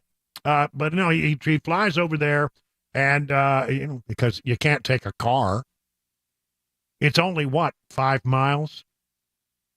But why would why would you take a chopper when you could drive? They don't like to have him drive. But by the way, it's probably a good idea because I'm telling you, morning traffic in D.C., it's a disaster. So, you're the president of the United States, you take the chopper to go about, 5 miles over to Bethesda Naval for your checkup. Now, how did it go? Well, we're going to get some kind of readout today, ostensibly, and I'm sure we'll be told that everything is just fine. There's nothing to worry about. This guy's as healthy as a horse. And we did find out, though, during today's briefing from Karine Jean-Pierre, that the president was not going to be given a cognitive test. Why? Well, there's no reason for that. You impertinent reporters, why in the world are you asking me that question? He's fine. Everything's fine. Did the president take a mental fitness or cognitive test during his physical this morning? So let me just say I did see Dr. O'Connor, and he stopped by my office earlier today after the president completed his physical this morning, as you all know. He was happy with how everything went, and as soon as he finishes completing the memo, it will be a robust, comprehensive memo. We will certainly share that with all of you, as we have done in the last 2 years. You were asking me about a cognitive test. As it relates to that, look, the president doesn't need a cognitive test. That is not my assessment. That is not my assessment. That is the assessment of the president's doctor.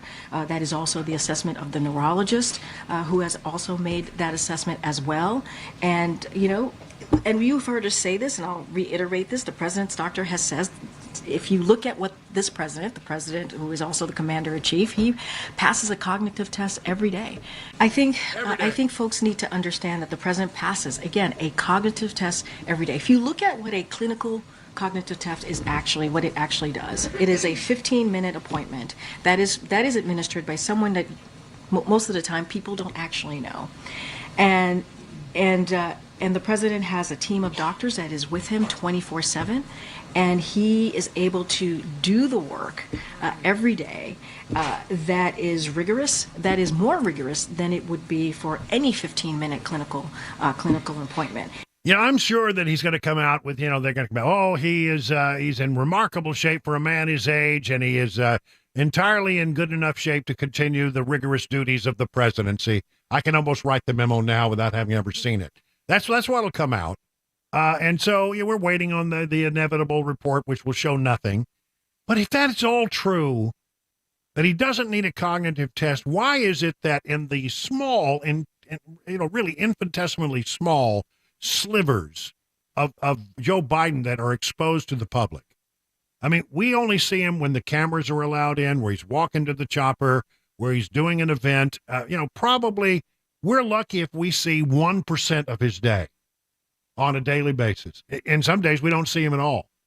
But I mean, we get little tiny windows into this president and where he is and what his capabilities are.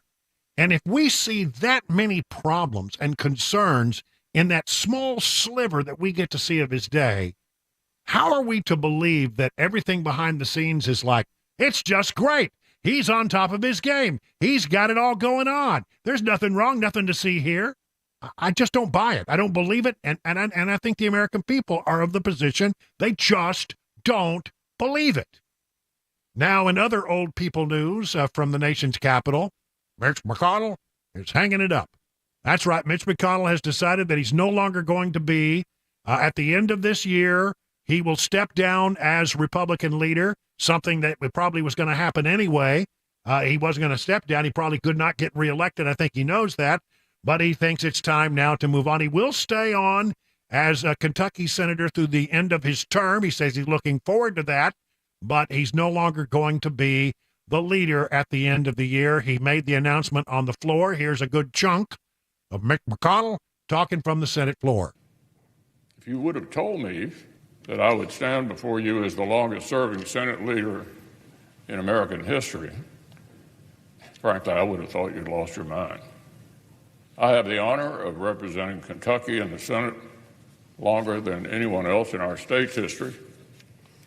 I just never could have imagined that happening when I arrived here in 1984 at 42. I'm filled with heartfelt gratitude and humility for the opportunity. But now it's 2024. I'm now 82. As Ecclesiastes tells us, to everything there is a season and a time to every purpose under heaven. To serve Kentucky in the Senate has been the honor of my life. To lead my Republican colleagues has been the highest privilege. But one of life's most underappreciated talents is to know when it's time to move on to life's next chapter. So I stand before you today, Mr. President, and my colleagues, to say this will be my last term as Republican leader of the Senate. I'm not going anywhere anytime soon. However, I'll complete my job my colleagues have given me until we select a new leader in November and they take the helm next January. I'll finish the job the people of Kentucky hired me to do as well, albeit from a different seat,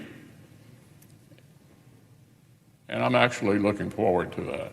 All right, so Mitch McConnell making it official. He's no longer going to be the Republican leader of the Senate. Listen, I think it was probably, everybody sort of expected this announcement to come at some point. It does set off a leadership battle. Who will become the next majority or minority leader?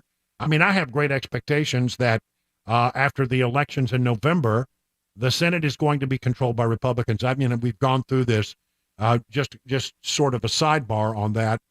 The Democrats are defending a lot more seats than are the Republicans in the Senate. This time around, it just fell that way, and there's a lot of positive feeling about the Republicans' ability to take the Senate.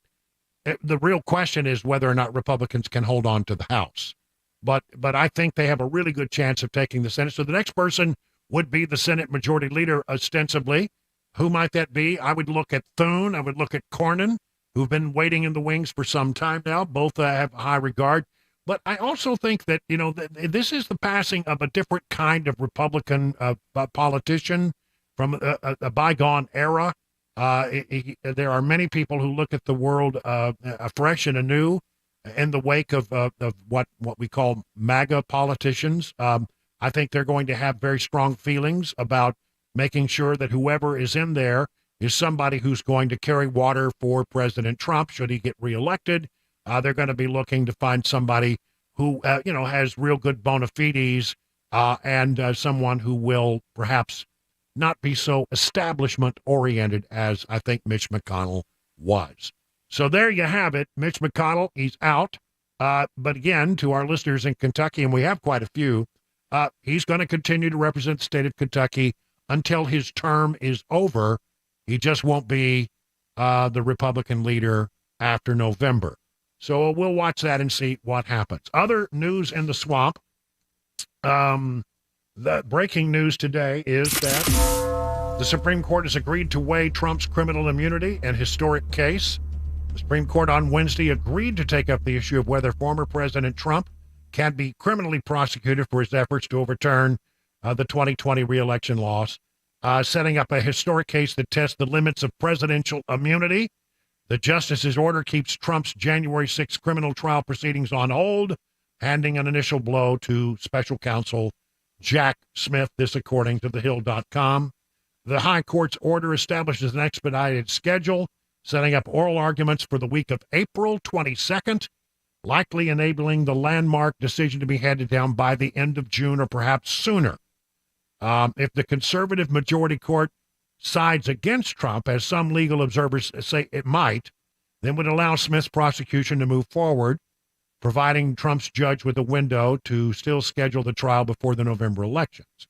The justice's decision to hear his immunity case marks the first time that the Supreme Court, which includes 3 Trump appointees, will take up any of the president's criminal cases since he was charged. It only adds to another historic Trump dispute already on the justice's docket. The High Court is reviewing a Colorado ruling kicking Trump off the state's ballot under the 14th Amendment. The justices at oral arguments there appeared to be ready to side with Trump, and a decision on that could land as soon as in the next few coming weeks. And listen, there's no doubt in my mind that the High Court will rule in favor of Trump, saying that you cannot use the 14th Amendment to keep him off the ballot. That will put an end to that silliness that is happening all over the country. And then there is this, to end up our swamp report. Progressive House Democrats apparently made a secret human rights trip to Cuba amid worsening border crisis at home. Representatives Pramila Jayapal and Ilhan Omar have been critics of the U.S. embargo against the communist nations, and they took an undisclosed trip, small delegation, last week to discuss, quote-unquote, human rights, despite the worsening border crisis affecting everyday Americans here at home. It was Ilhan Omar and Pramila Jayapal, who is the person in charge, the chair of the Congressional Progressive Caucus. That's your swamp report now at 20 minutes past the hour of 5 o'clock on Super Talk.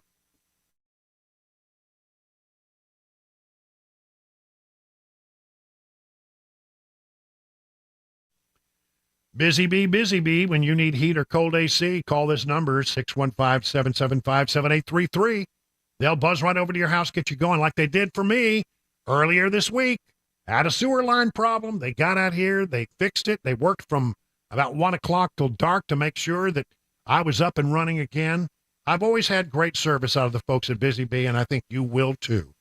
Listen, you'll simply not find a better value if you find that some of your systems need to be replaced around the house. They're not meant to last forever. But one thing you can do to keep them running as long as possible is to do preventative maintenance, and that's what the Beehive Club is all about. Starts at $99. You get 3 thorough maintenance services on your systems, one aimed at heating, one aimed at cooling, one aimed at plumbing. No overtime charges, 24/7, 10% off all repairs. Busy Bee Plumbing, Heating, and Cooling, your official Rude Pro partner. For satisfaction guaranteed, call Busy Bee Plumbing, Heating, and Cooling, 775-7833, online at busybeehvac.com.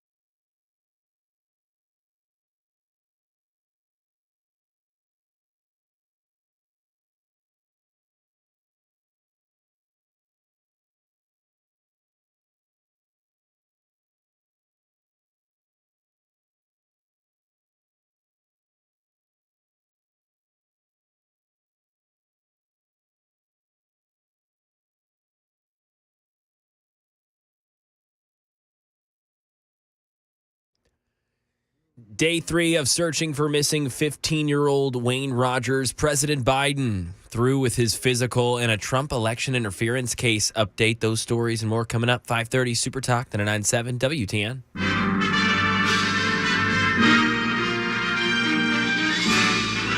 Spanning the globe to bring you the constant variety of sport, the thrill of victory, and the agony of defeat. That's right. It's time for Mac Maury's wide, wild world of sports. And now, without further ado, the man, the myth, the legend, the man who brings us news and information about sports that nobody had ever thought about before because he's that good. Here's Mac Maury, ladies and gentlemen. Hello, Ryan. Thank you for the introduction. I'm a fan of this segment because look, I follow sports sort of. It's not my primary focus. Like, of course. A lot of people are really into sports, and I figure that I only have so much room in my brain. And for me to be able to follow politics and what's going on in the world, that I have only a limited amount of room for sports. So I really enjoy these segments because I always learn something. My goal every day when I wake up is, and I sit and I think about it at the end of the day, what did I learn today? And often I find that the things I learned come from this segment. So I didn't get the memo. What's up today on the wild world of sports? Well, today, the NFL Players Association Club Report Cards came out. This is the second annual Club Report Cards that have been happening. Basically, for many years, players brought up the idea of creating some sort of like free agency guide, basically like trying to be more informed about their workplace and compare it to other workplaces across the NFL. Many companies have something like this. The NFL now has created the report card, the Club Report Card. So each team gets graded by players across the league, but players for Titans grade the Titans team, players for the Chargers grade the Chargers, and it's on a grading scale, just like when you were in school. An A+, 97 to 100, and A's, a 93 to 96. You get the picture. It's on a weighted scale, and they have the percentages of what goes into. So like the club owner, that's 15% of the pie. That's the biggest portion of this grade. Treatment of your families, cafeteria, dietitian, the locker room, the training staff, the weight room, strength coaches, team travel. The head coach takes up the second largest scale there at 10%. So the Titans came out and they did okay. Overall, 18th in the league. So right around the middle, but they give you, treatment of families. That came in at a D+, but it was only 17th across the league. So right now, a lot of NFL teams are unhappy with how their families are treated. That may be accommodations for going to games, travel, things like that, security for their families. Food, cafeteria, Titans did okay. They got a B there. The locker room, C+. Now, let's get to where they did really poorly. The only F on their report card, they ranked 30th in the league out of 32 teams. That is team travel. So planes, accommodation, cars picking you up, things like that didn't seem like it was very convenient for the Titans getting from place to place. So a lot of players were frustrated with that. But still overall, a B in the training staff, a B+ with the weight rooms, a B+ with strength coaches. Ownership. We've talked a lot about ownership, a lot about Amy Adams and kind of her philosophy with being rather hands-on in the organization. B+ for Amy Adams. So overall, players felt pretty good with Amy. And what about head coach, which would have been Vrabel? Which would have been Vrabel, B+. Players like Mike Vrabel. And right now, obviously, this is only the second annual report card, but ownership seems to be graded, at least from the players. They associate the ownership with things like travel, food, different things like that. Your locker room, sort of the facilities. That's things they can control. Exactly. Yeah. That's what they're associating with the owner. So overall, Amy Adams, B+, came in at 15th in the league out of 30, so right in the middle there. So and overall, right in the middle for the Titans at 18th. 7 out of the last 10 Super Bowl winners came in bottom 10 grades. I mean, the Chiefs were 31st out of 32nd on this scale. Yeah, the 49ers were very low. The Buccaneers, who won the Super Bowl. Well, who was at the upper end? I'm curious.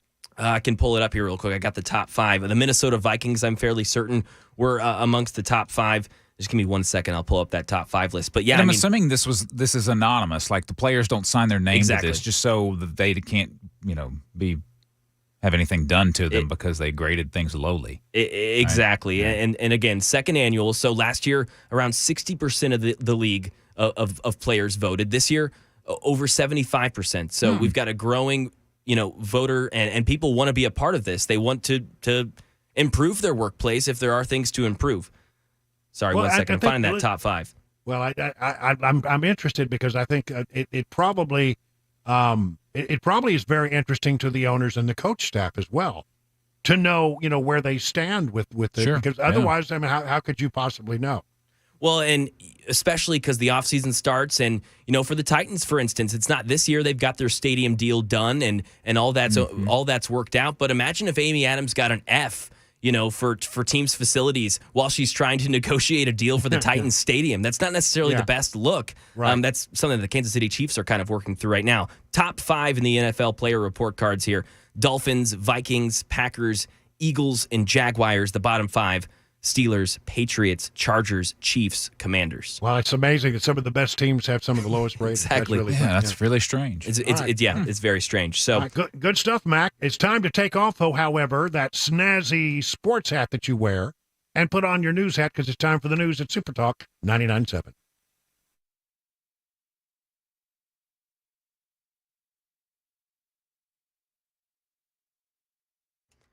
.5:30, Mac Morey with your top stories. 44 degrees in Nashville. Traffic report and a weather forecast in 5 minutes.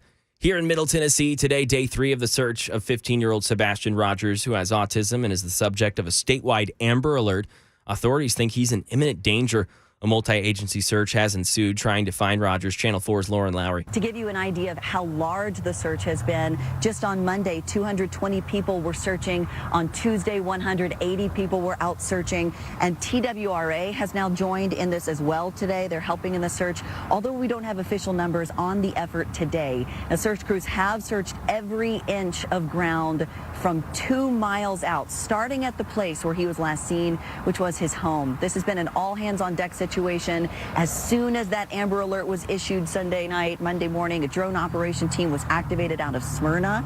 Storm Point is a nonprofit that goes all over the country helping in searches and disaster relief situations. And their drones equipped with thermal imaging. And a real concern right now, the change in temperature along with rain, wind, creating hypothermic conditions could get down in the 20s later tonight in Middle Tennessee. And the communities rallied together, helping with the search, even having a drop-off site for things like Gatorade and snacks for the search crew. And last night, the community gathered for a prayer vigil for Sebastian, praying for his safe return. Foul play not currently suspected.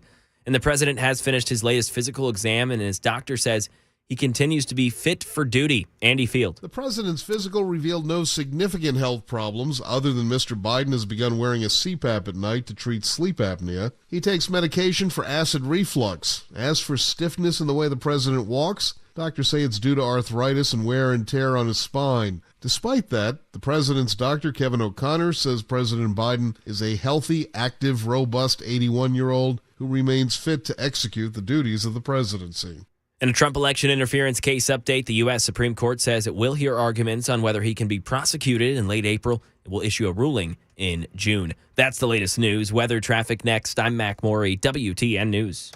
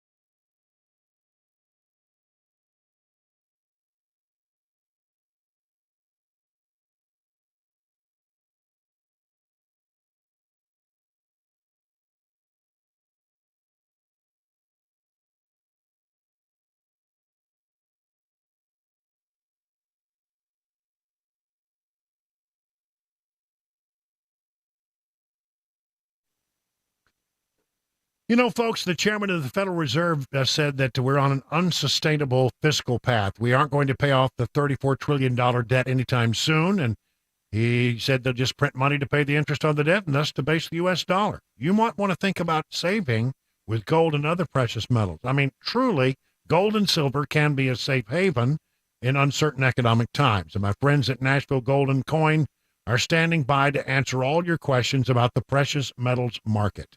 Maybe you have thought about adding gold or other precious metals to your portfolio, but you feel you don't have the knowledge you need to make a smart decision. Truly, that's the way I felt, but I got the professional guidance I needed at Nashville Gold and Coin. You make an appointment, then you sit down one-on-one with my friends at Nashville Gold and Coin. They'll answer all your questions and help you make the precious metals investment that is right for you. It's friendly, you'll learn a lot, and you'll never be subjected to a high-pressure sales pitch. And by the way, if you have some old coins laying around, bring them along. You might be surprised just how much they're worth. I certainly was. To set up that one-on-one appointment, just go to NashvilleGoldandCoin.com. That's NashvilleGoldandCoin.com.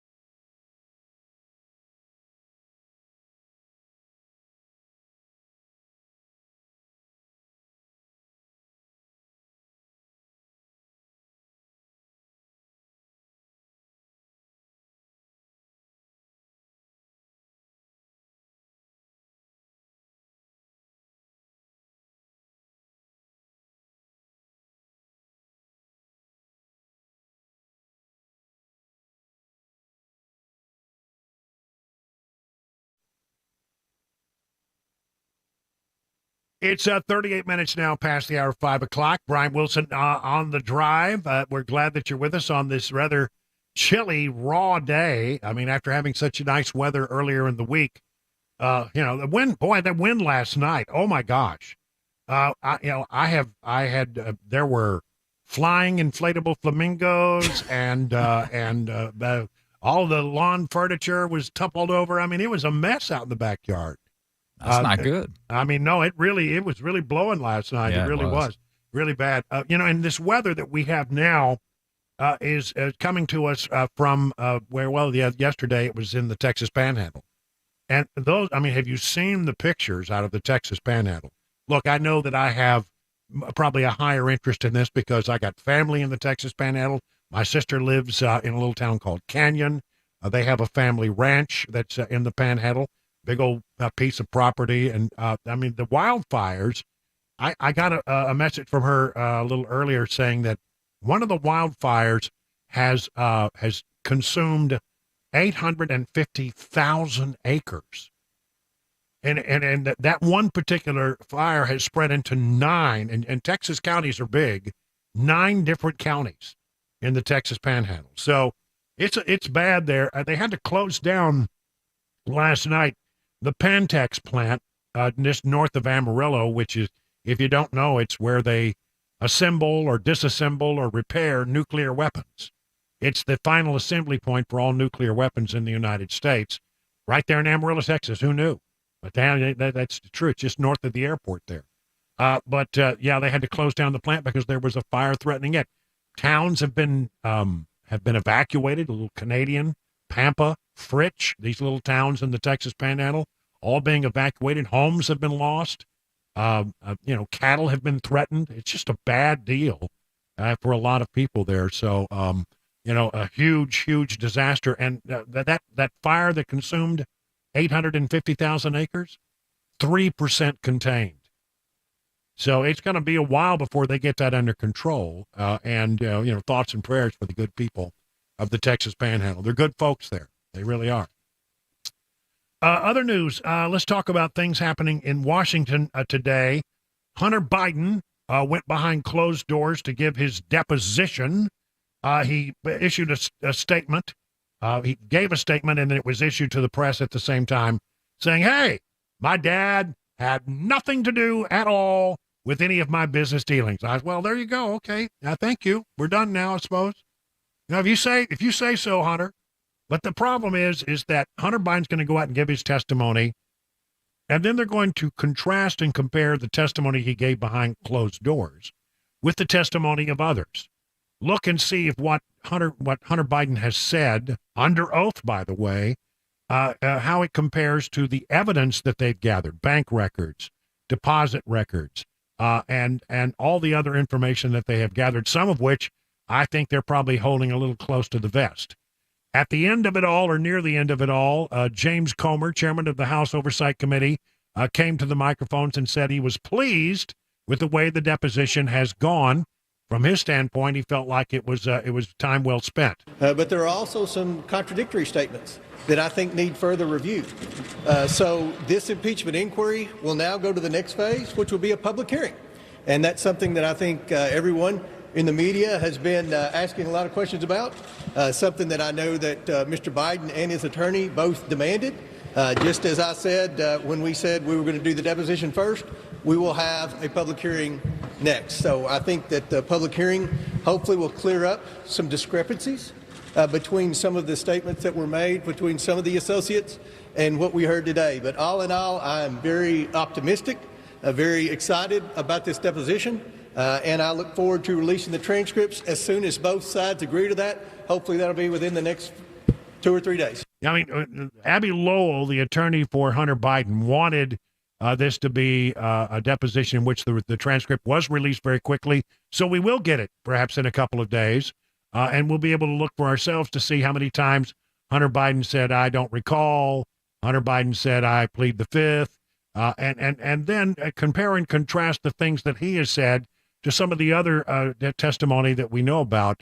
So, this public hearing it'll be a dog and pony show. It will be a ridiculous hearing because, you really don't get much detail in one of these things. The Republicans will ask legitimate questions. You said this person said that. Can you help us understand why that person would say that? Help us understand the discrepancy between your testimony and this person's testimony. Help us understand the discrepancy between what you said under oath and this document that we have here. That's what they'll be trying to do. And then it will go over to the Democrat side of it, and they'll spend their time railing against the investigation and trying to rehabilitate the witness. That's what they do. So not a whole lot gets accomplished in these things, but that's what will happen in the next few weeks as they go to a public hearing. Now, I want to talk a little bit about the Fani Willis, Nathan Wade thing. Fani Willis, there's a whole question about this case that she's brought against Donald Trump in the state of Georgia as the Fulton County DA. And the real question has been, did Fani Willis and the prosecutor Nathan Wade have a relationship before he was appointed to be one of the prosecutors, something he didn't have a great deal of experience in. Been paid $700,000 so far for his work in that particular case. And the allegation has been made that, Fani Willis appointed her lover, basically, and then reaped the benefit of having the money that was paid to her lover, given back to her with, swank vacations and trips on cruise lines, etc.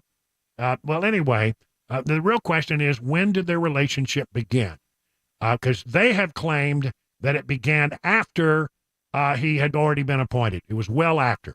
So there's no conflict. But there's a lot of evidence to suggest that there was a relationship beforehand, maybe a year beforehand. So the person that they've called to testify has been Terrence Bradley, who was Nathan Wade's divorce attorney. Now, in a text message with another one of the attorneys in the case, he admitted that the the relationship had begun back when Nathan Wade was still married. He did that in a text message and then apparently forgot that he had done it. And so while he's on the stand yesterday, he gets shown the text message and reminded of the conversation he had, and you can hear him go, "Oh, man. Oh, dang." As he realizes that he had confirmed the relationship in a text message to one of the other attorneys. Here is that moment.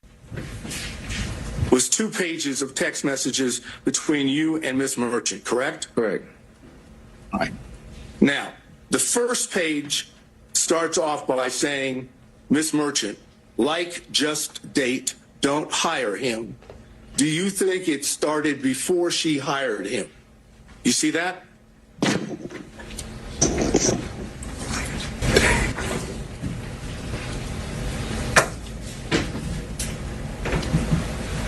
Yes, I see it, yes. And your response to that was absolutely, correct? Yeah, well, he goes on to say, well, I guess I was just speculating. Or maybe he lied to her under oath, in that text, well, not under oath, but in that text message.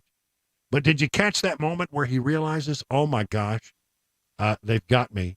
You hear him mutter under his breath, dang.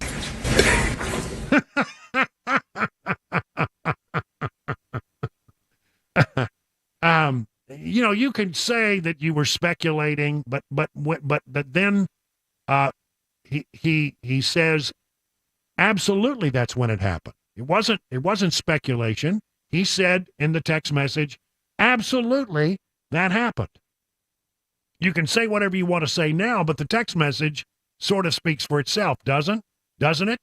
So, look, I think the judge in this case, I mean, he's a Democrat appointee. And I understand that some people have concerns about it. I've watched this guy pretty closely in some of these court hearings, and I find him to be, a pretty even-handed judge. I mean, he has, for one reason, he could have gone back behind closed doors when they were trying to get the argument of should this guy testify or is he covered under attorney-client privilege. He could have easily said, attorney-client privilege, there's no reason for this guy. He cannot testify, and that would have been the end of it. But he looked at it carefully and decided that indeed there were things outside of the attorney-client privilege, notably a text message, that made it worthwhile to hear his testimony. And his testimony has been disastrous for Fani and Nathan Wade. It's beginning to look as if the judge, if he's sharp as I think he is, and if he's going to play it up the middle, like I hope he will, I think he's going to find that Nathan Wade and Fani Willis must be disqualified from carrying forward this case. And then what happens? I don't know what happens next, but that's a real help for Donald Trump in this particular case. I mean, these two, good Lord, how unprofessional has been their conduct. They could lose their law license, by the way. They could be disbarred for this. So they got a real problem on their hand. And Fani Willis can come into the courtroom and wag her finger and be all sassy if she wants to. She got a real legal problem here, as does Nathan Wade. And so with the phone evidence, remember they had the phone evidence that showed that Nathan Wade would be over at her house from about 10 o'clock at night till 4:30 in the morning. or at least in the vicinity. I guess maybe he could be out in the parking lot, sleeping in the parking lot somewhere. But, I mean, it seemed to suggest that he was there at her house for a long, long winter's rest or whatever. So I think they've got serious problems in this case. I think they will be ultimately disqualified. And I think the judge, if I'm a judge of character, and, I don't know this guy, but listening to the way he handles himself in the courtroom and listening to some of the decisions that he's made about the hearing of this particular matter, I have some hope that there are a few judges that actually do listen to the evidence and play it up the middle. And this guy knows he's being watched closely, and I think he cares about his reputation. So we'll see how it comes out, but not looking real good for Fanny and Nathan. It is now 50 minutes past the hour of 5 o'clock on Super Talk 99.7.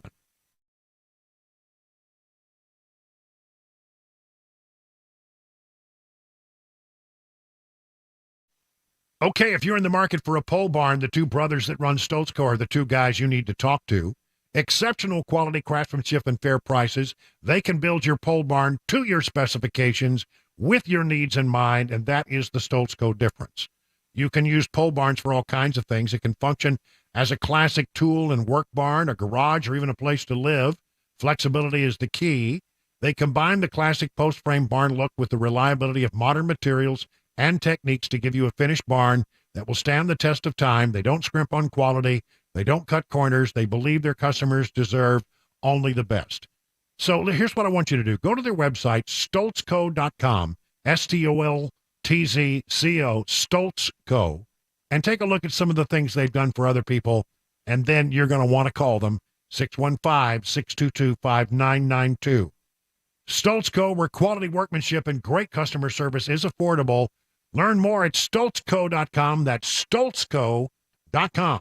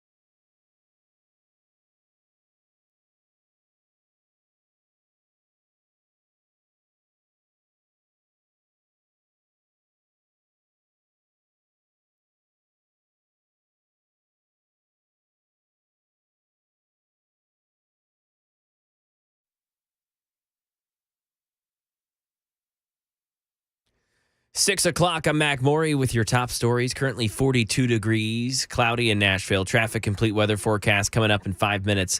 The Supreme Court today agreeing to decide whether former President Trump can be tried on criminal charges that he conspired to overturn the results of the 2020 election. The justices ordering a federal appeals court to keep on hold its ruling rejecting Trump's claims of immunity from prosecution. Here's Devin Dwyer. He was appealing a ruling rejecting his claims of sweeping presidential immunity. A unanimous appeals court earlier this month said he did not have full immunity for his actions as president regarding the election, that he could in fact be criminally prosecuted, that a trial could go forward. And today he sort of won on that count. This trial will not go forward anytime soon. Instead, the Supreme Court will now take it up. They will have oral arguments, and then it will issue an opinion, a written opinion on this big question of can presidents be immune from criminal prosecution for official duties. Trump was indicted in August of last year on 4 counts out of special counsel Jack Smith's investigation into the January 6th riots on the U.S. Capitol. Right now in Middle Tennessee, day 3 of the search now for 15-year-old Wayne Sebastian Rogers. Rogers has autism, and officials believe him to now be in imminent danger as weather becomes more and more of a factor. He was last seen Sunday evening in his Shackle Island home in Sumner County, with a flashlight. He was wearing all black. Channel 4's Lauren Lowry fills us in. What's different about the day today is the significant drop in temperatures. Earlier, I was able to speak with the EMA director, and he told me that these are now hypothermic conditions. So there's even more urgency with this search right now. Now, searchers are out at this point. We have covered everything in a 2-mile radius from his home, where he was last seen Sunday night. The Amber Alert for Sebastian was issued yesterday afternoon, but already hundreds of trained law enforcement officers have been out searching for him using horses, canines, helicopters, and drones. And so far, they've asked for people not to help with the search. They've asked you to search your property if you live in this area, check your home security cameras for any sign of him, and just stay vigilant. Officials don't want help from citizens in the search yet due to accountability. Right now, officials can track everyone that's searching. They can communicate with them via radio, with everyone involved in the search. And for people that do want to help, they have a drop-off site set up where communities can bring water, snacks, Gatorade for those a part of the search crew. And here in Tennessee, we average 8 to 9 Amber Alerts every year. This year, so far, just one, and it is for Sebastian. There were 286 children on the spectrum that were reported missing and had an Amber Alert issued in 2021 across the nation. And of those, 67% of them were recovered within 1 week. And there was an accidental Amber Alert sent out this afternoon that officials believe to be due to a possible phone provider issue. The official alert was sent out yesterday. That is the latest news. Traffic and weather next. I'm Mac Maury, WTN News.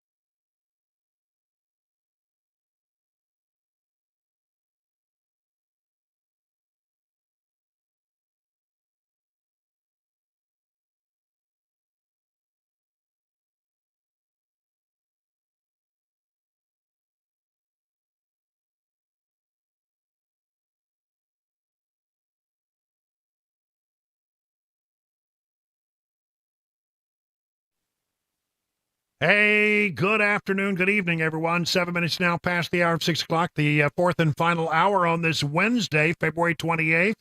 I am Brian Wilson, your friend and radio buddy, and we got a lot of ground to cover here in the next hour before we hand it over to Mark Levin, the great one. So, hang around, everybody. We got a lot of stuff and a lot of ground to cover. Chris and I were just having a conversation during the commercial break, as we sometimes do. I'm sort of focused on a personal level on this tragedy that's taking place in the Texas Panhandle. Now, it's because I have family there. I work there. I have a very special place in my heart for the Texas Panhandle because it's just I think they're great people, and I go there a lot to visit my sister, who runs a charity. My sister, I got to tell you, she just, I pale in comparison to the things that she has accomplished. She started a charity there called Amarillo Angels, and she was the second of these. They had one in Austin. She started one in the Panhandle, and the whole goal, she's an educator, is to support families that have, foster kids, because foster kids really get bounced around a lot. But their whole mission is, if you support the families that support foster kids, maybe you can keep these kids from bouncing around so much. And then, and help these families continue to support these kids who have nothing. And I love her for that. But she has a bunch of families that she really cares deeply about in the Texas Panhandle, and they've lost their homes to the fire. Gone. Yeah, just terrible. Gone.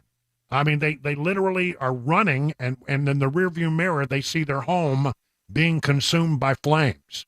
It was that close. And, 850,000 acres, homes lost, communities evacuated. What a disaster it is.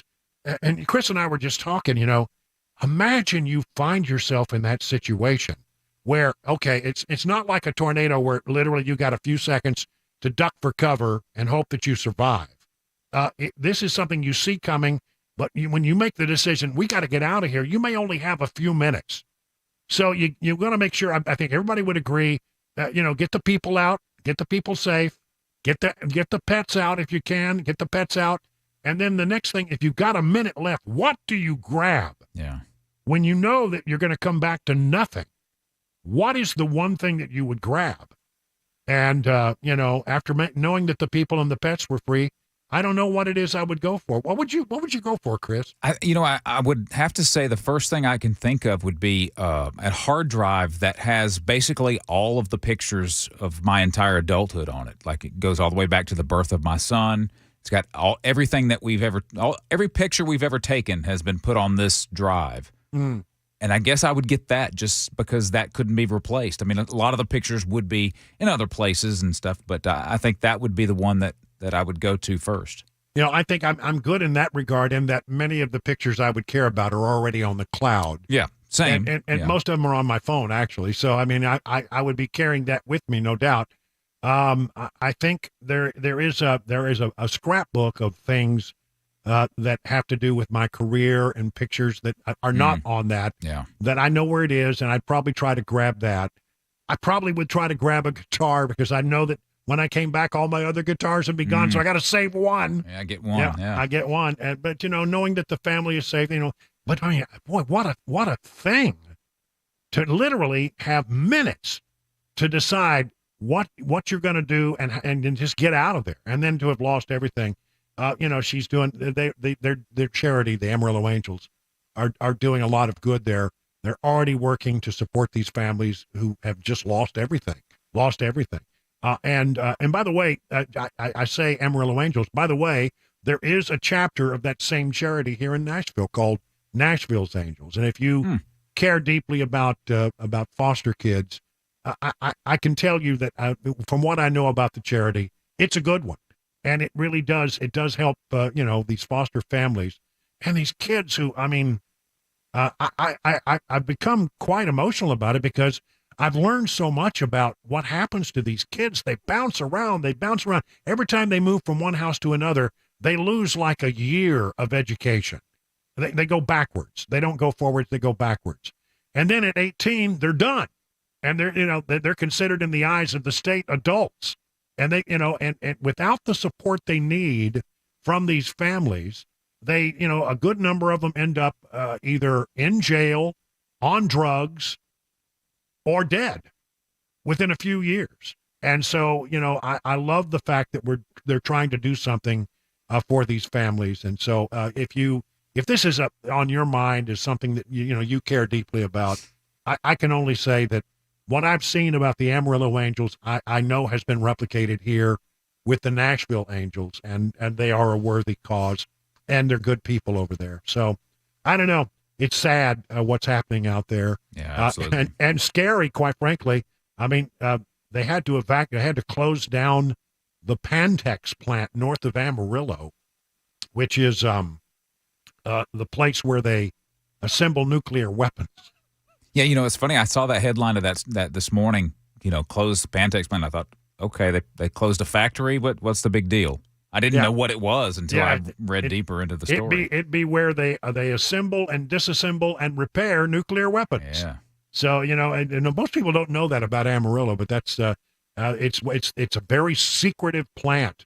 When I was there as a reporter years ago, and we always wanted to know more about what was going on at Pantex. There's always sort of this big curiosity. We knew they were out there, and we knew generically what they did, but we didn't really know much more about it than that. And it's sort of like when there'd be somebody who worked for the plant who was like a major person out there who'd pass away. We would go to the funeral and try to figure out who everybody was, and that kind of stuff, because it was such a secretive thing, and it still is. But no, they had to shut that thing down because the fire was beginning to encroach on the Pantex plant property, which covers a couple of different counties out there in the Texas Panhandle. I mean, Canadian, Pampa, Borger, Fritch, some of these little towns that I used to cover when I was a young reporter. They lost a lot of houses and cattle and all kinds of things, really. 850,000 acres consumed by one of the fires. And it's only 3% contained. So, I mean, bad deal. Really bad deal. Yep. All right. Enough of that. Let's talk a little bit about the Border Patrol and what's happening at the border. Tomorrow, the President of the United States will be going to Brownsville, Texas. Brownsville, Texas. Huh. I've been covering all of this stuff for some time now. And I can't recall that we ever had a situation where something was going on in Brownsville, Texas. I mean, it's mostly Eagle Pass, El Paso, other places. That's where all the action is. This has been noted by the folks over at Fox News who are out there today, talking about how the president is going to Brownsville. Trump is going at the same time to Eagle Pass, where there is quite a thing. Here's some of the reporting from Fox. Customs and Border Protection sources told Fox News that 5,000 illegals were apprehended along the southern border from California through Texas in a single day on Monday. The Eagle Pass station in the Del Rio sector, where Trump is headed, reported 511 apprehensions on Monday. Brownsville Station in the Rio Grande Valley sector, where President Biden will be, only 12 were reported. Texas's lieutenant governor is going after Biden's, location. He doesn't care. This is all about the politics of the future. They want millions to come here, become citizens, then voters, so they can control the country. And they don't care. It's obvious they don't care who dies to meet those goals. Yeah, that's the attorney general. I mean, the lieutenant governor talking about the situation there. Here's more from the folks at Fox talking about how the president is going to a place where nothing is happening, while Donald Trump is going right to the thick of things. Definitely with the fencing put up, and further down we have the Connex boxes that seem to help, but even still, they still want to just climb over or climb on top of those. And agents here say that they're dealing with these smugglings on a daily basis. They said that they could catch more migrants crossing here in a day than they can in Brownsville in a week. So that just kind of shows you exactly what the difference is going to be for what Trump and Biden are going to see on the ground. Yeah, all right, so there you have it. By the way, in the White House briefing room today, Karine Jean-Pierre wants you to know that This trip to the border is not just a political stunt. This administration has often criticized Republicans when they go to the border and hold similar press conferences as saying that they're doing publicity stunts and photo ops. So how is this any different? Oh, it's very different. It's What very House different. Republicans have done is nothing. Absolutely nothing. If anything, they consistently get in the way. They consistently get in the way of what the president is trying to do to get more resources. They are turning this into a political stunt by listening to Donald Trump and saying that they need to kill it. This is what they've been doing, and making it political. Where the president got his team, directed his team to work with senators, both Republicans and Democrats, to get a bill done. But the president's not going to actually see the parts of the border where it's actually really bad. I think you're missing the point. The point You're is missing the the president point. actually did the work Silly to get reporter. a bipartisan bill done that deals with an issue that the majority of Americans care about. He did. It dealt with border security challenges. It dealt with immigration policy. He actually did that. Republicans got in the way. They rejected it. Well, Republicans in the House got in the way, and then it was rejected because of what they were told by the last president, by Donald Trump, to kill it. They literally, Jackie, put politics ahead of the American people. That's what they did. What do you say to people, though, who think that this is just an election year stunt? Finally hearing about the border after it's been a problem for the last 3 years. Here's the thing. Here's what I would say. On the first day of this president administration, Oh, here we go with he this put out again. a comprehensive immigration policy to deal with this issue. He did that on the first day. That was his first piece of legislation. I would hope the American people would see how serious this president was or is about fixing this issue.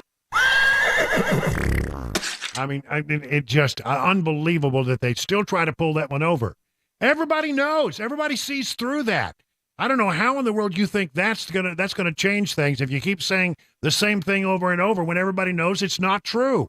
The truth of the matter is we had the border in control. Biden becomes president, issues 94 different executive actions, changes the way we handle things at the border, and the crisis came. It was his frickin' fault.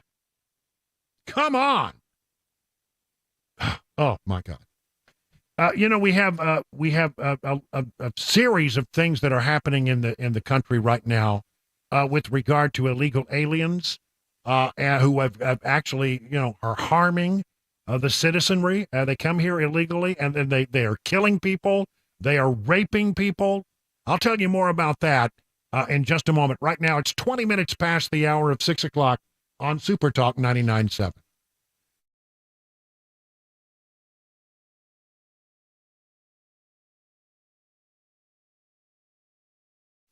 Imagine what you could do, how you would feel if you or your loved one had no pain.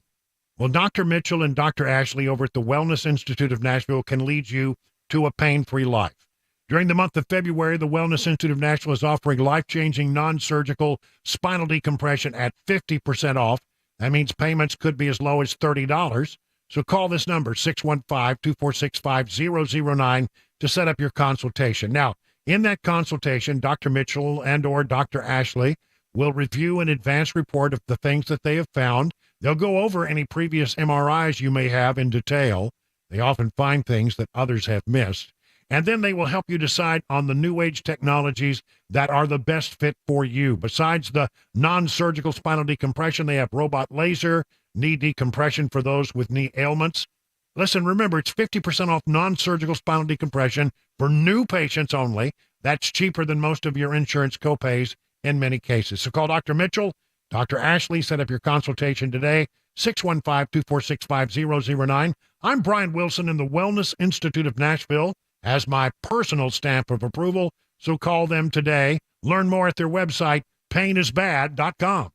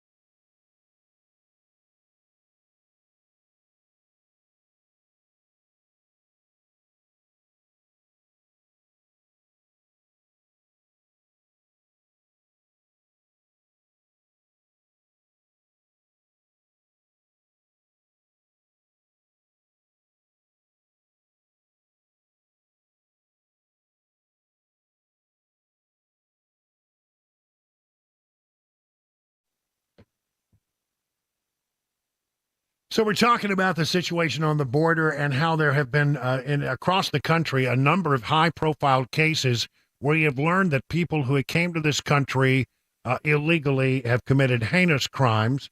We got the case of a 22-year-old Georgia student who was killed by an illegal alien from Venezuela. We have a 14-year-old Louisiana teen raped at knife point in a case. And then there's this one, illegal alien Dwight cut loose from Sanctuary County Jail, now accused of killing a 2-year-old Maryland boy. From theblaze.com. An illegal alien from El Salvador has been arrested and charged with murder in connection to the February 8th slaying of a 2-year-old Maryland boy and the grievous wounding of the boy's mother. Prior to allegedly killing the child, Salvadoran national Nilson Granados Trejo was arrested twice and twice freed in nearby Sanctuary County despite an outstanding removal order and detainer request from immigration officials. According to the Prince George's County Police Department, a detective working in the area of the 1400 block of Kanawha Street in Langley Park heard gunfire, attempted to locate the source, and what the detective ultimately found was a dying toddler beside his wounded mother. The mother and child were taken to the hospital. The child died. The 17-year-old mother, struck in the leg, survived and was released from the hospital days later. So this is now being attributed to another person who came here illegally and committed a heinous crime in our country. Listen, this is really, really bad. In the case involving the young college girl in Georgia, the city councilman, mayor, is out there trying to make the case that this is not related to immigration, and he absolutely got shouted down. No policies have been adopted by the mayor and commission that have created sanctuary city status in Athens. You need to resign. One protocol that sometimes arises. Resign now. You allow this to happen, sir. They're pretty angry there in Georgia about this whole situation. I mean, honestly, we're going to have a story a day like this. And that what just galls me is that the Biden administration thinks that they can make a quick trip down to the border. And they're going to an area where there is no real problem. Like I say, I have never covered a story that I can remember when I'm talking about the problem down the border. And I do the story almost every day. I can never recall anybody ever talking about the crisis in Brownsville. It's not where the action is. And that's where Biden's going. It'll be a sanitized trip. He'll check the box, but he's mostly going to make the case that somehow this is the Republicans' fault. That somehow, if the Republicans would just go along with this bipartisan deal that he ginned up with a couple of members of the Senate that the House has turned its nose up at, and they should, because it doesn't solve the problem. It doesn't do what needs to be done. Here's the thing you need to know. Joe Biden created this problem with 94 different executive actions. He can snap his fingers. He can pull out his pen. He can make a couple of phone calls. And this goes back to being just the way it was. But, of course, if they do that, then they are acknowledging that they were the cause of the problem, which is why they won't do it. So somehow they think they can go down, do a little dog and pony show, and then blame it on Republicans, and somehow the whole thing will just go away. I hope that they are disabused of that notion. I think the American people are smart enough to know that that's not what happened. The number one concern of voters right now is not the economy. It is what's going on at the border, and they're going to take it out on the Biden administration when election time comes. You watch, and you'll see this is going to happen. The people are fed up, and they're angry, and they're going to get angrier every day because, sadly, I wish I could say it wouldn't happen, but there are going to be other stories like these three where Americans are harmed by the people who came to this country illegally. And I still have great concerns from a national security standpoint because we don't know where a lot of these people, we don't know who they are. We don't know what they're up to. We don't know what they're doing in this country. We don't know where they are. And I pray each day that we don't have another 9/11 sort of thing caused by some of the people that have slipped across the border in the midst of the Biden chaos that was created by this president the day he took the oath of office. It started then, and it's gotten worse since. I'm sorry, I do get a little wound up about this, but it makes me so mad. 30 minutes now past the hour of 6 o'clock on Super Talk 99.7.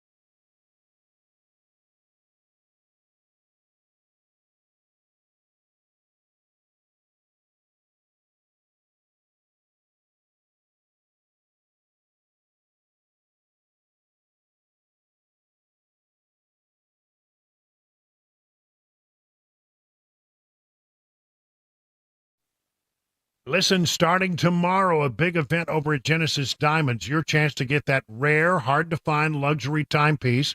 Thursday, Friday, Saturday, Genesis is hosting an epic pre-owned luxury Rolex event featuring a stunning new selection of hard-to-find Rolex models. All the hottest models that people want and have waited years for. Carefully chosen timepieces, and they're all in pristine condition. During this event, you can take advantage of special pricing and zero interest financing. And listen to this. This is the added bonus. With the purchase of any luxury pre-owned Rolex at this event, Genesis will give you a pair of 2-carat lab-grown diamond stud earrings free. That's a $4,000 value. Also for this event, Genesis pre-owned Rolex buyers will be on site offering top dollar for your Rolex so you can buy, sell, or trade.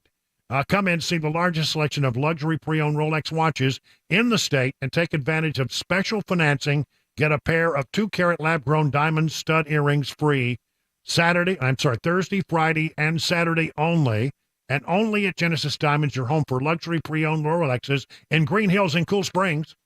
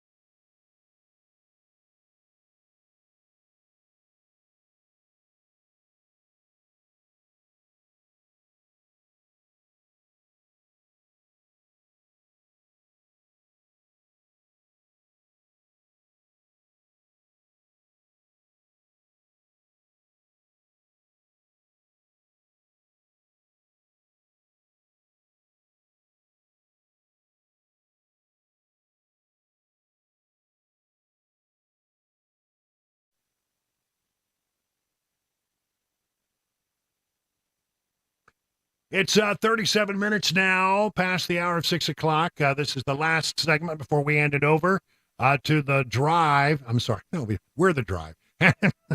Boy, by this time of day, I get a little punchy. I about run out of words, and my mind is the eyes start to go blurry. I'm the drive. We'll hand it over to Mark Levin. And your name, sir?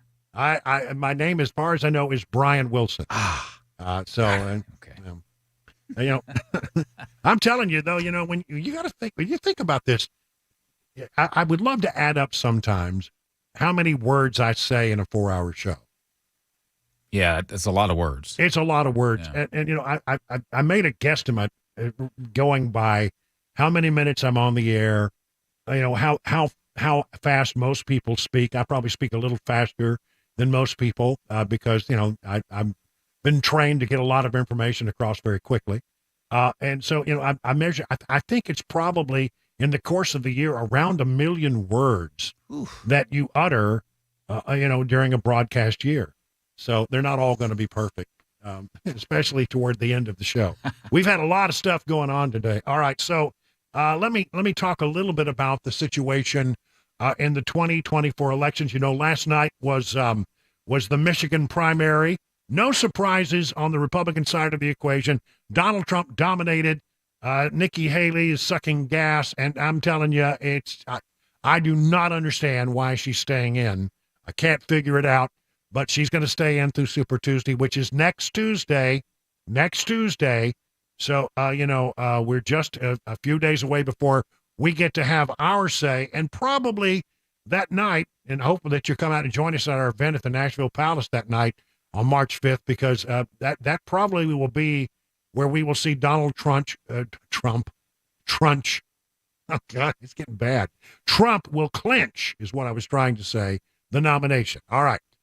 This came out today.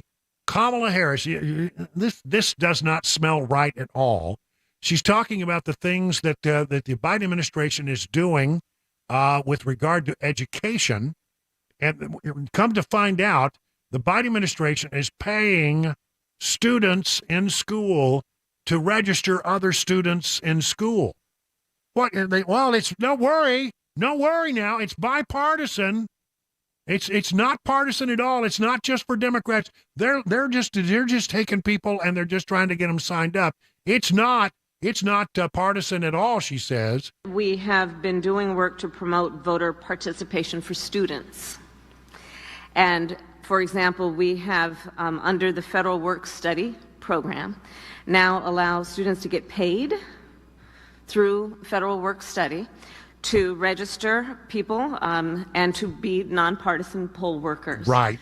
As we know, this is important for a number of reasons. One, to engage our young leaders in this process and activate them in terms of their ability to strengthen our communities. So see if I've got this right. The Biden administration is taking our taxpayer dollars and paying students to register other students. And they claim this is all nonpartisan. That there's this, what they're using is they're using the power of the government to get a political advantage. Young people, by and large, tend to vote for Democrats. And so they understand that everybody they register to vote, they're probably upping their chances that those people are going to vote for Joe Biden or the Democrat candidate, whoever that turns out to be. So she knows what's going on. That's just wrong. My tax dollars ought not be involved in this. This ought to be a private enterprise, if anything, and the tax dollars should not be involved in it.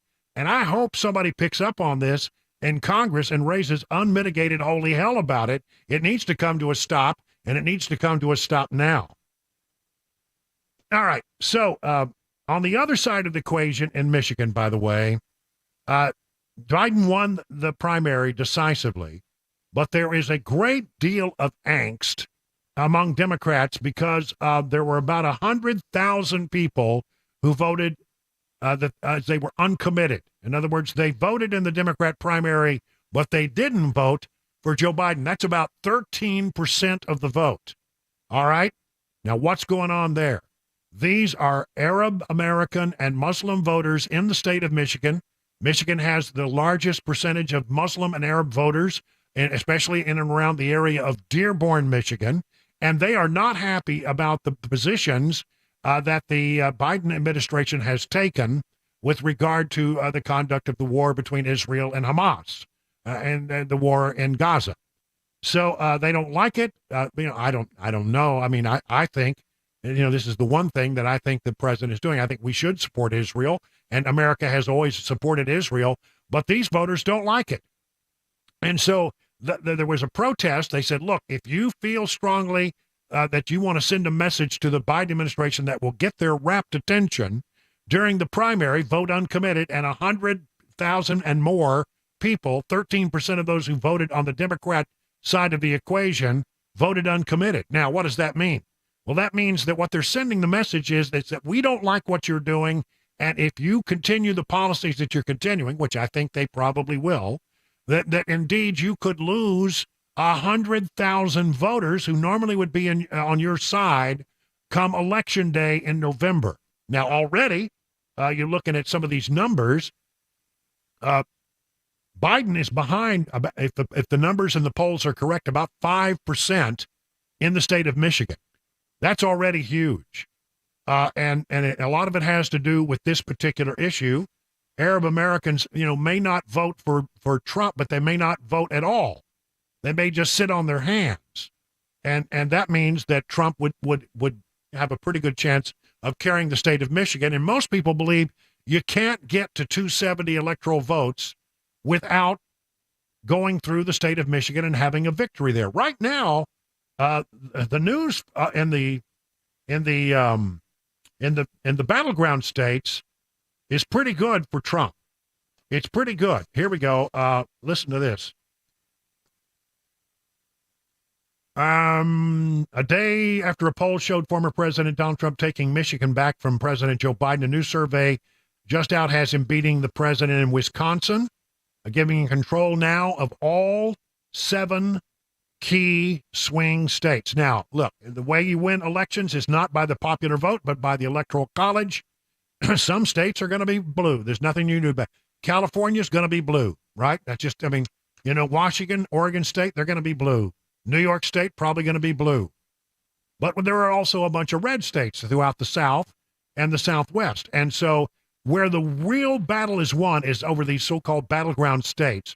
If you win them, you win 270 electoral votes and you become the next president of the United States. So he now leads in all 7 key swing states. Listen to this. If you take a look at how the polls look in the swing states, according to the Emerson Hill poll, and you're looking at Trump, Biden, and RFK West Stein matchup, the 5-way, which, you're probably going to have 5 or more candidates before it's all over with. Listen to this. This is amazing. I mean, this is shocking. And this has gotten Democrats really nervous.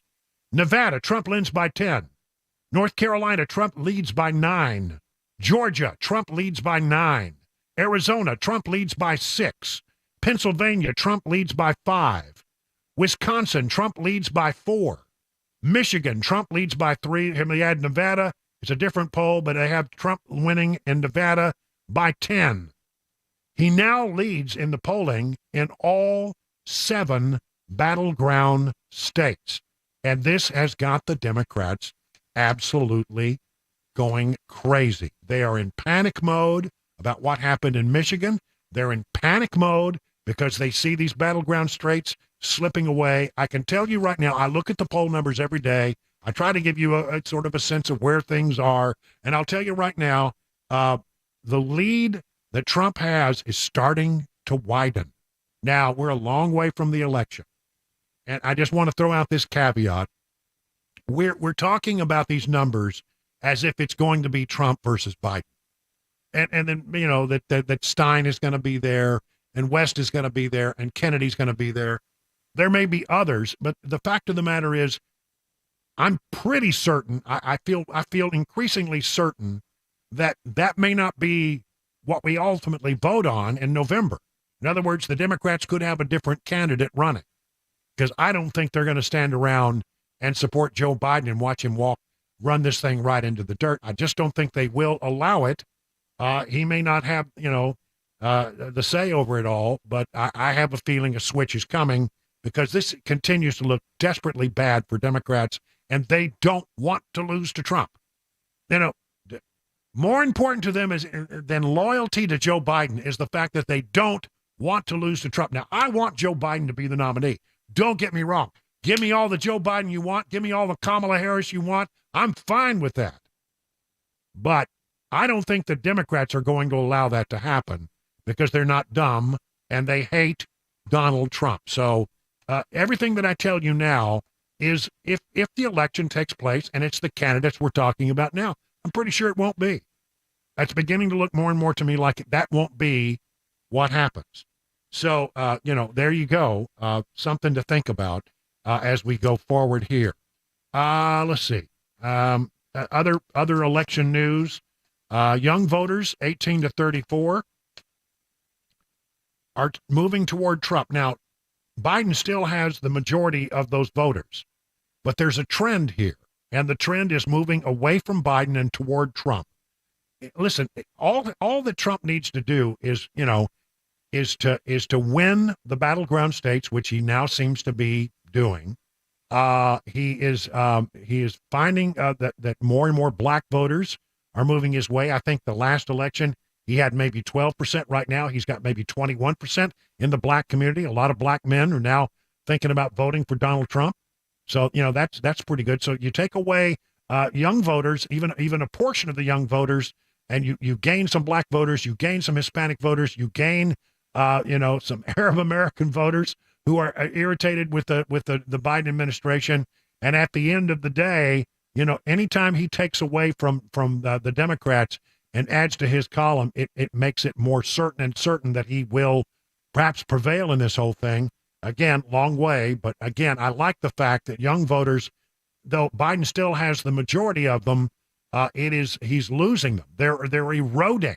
They're going away. And I think that is pretty interesting. And then also, I just want to leave you with this sort of breaking story today. The Supreme Court has agreed to waive Trump's criminal immunity in a historic case. They agreed today to take up the issue of whether Trump can be criminally prosecuted for his efforts to overturn the 2020 re-election loss, and they're trying to figure out whether he has presidential immunity. 50 minutes now, past the hour of 6 o'clock on Super Talk.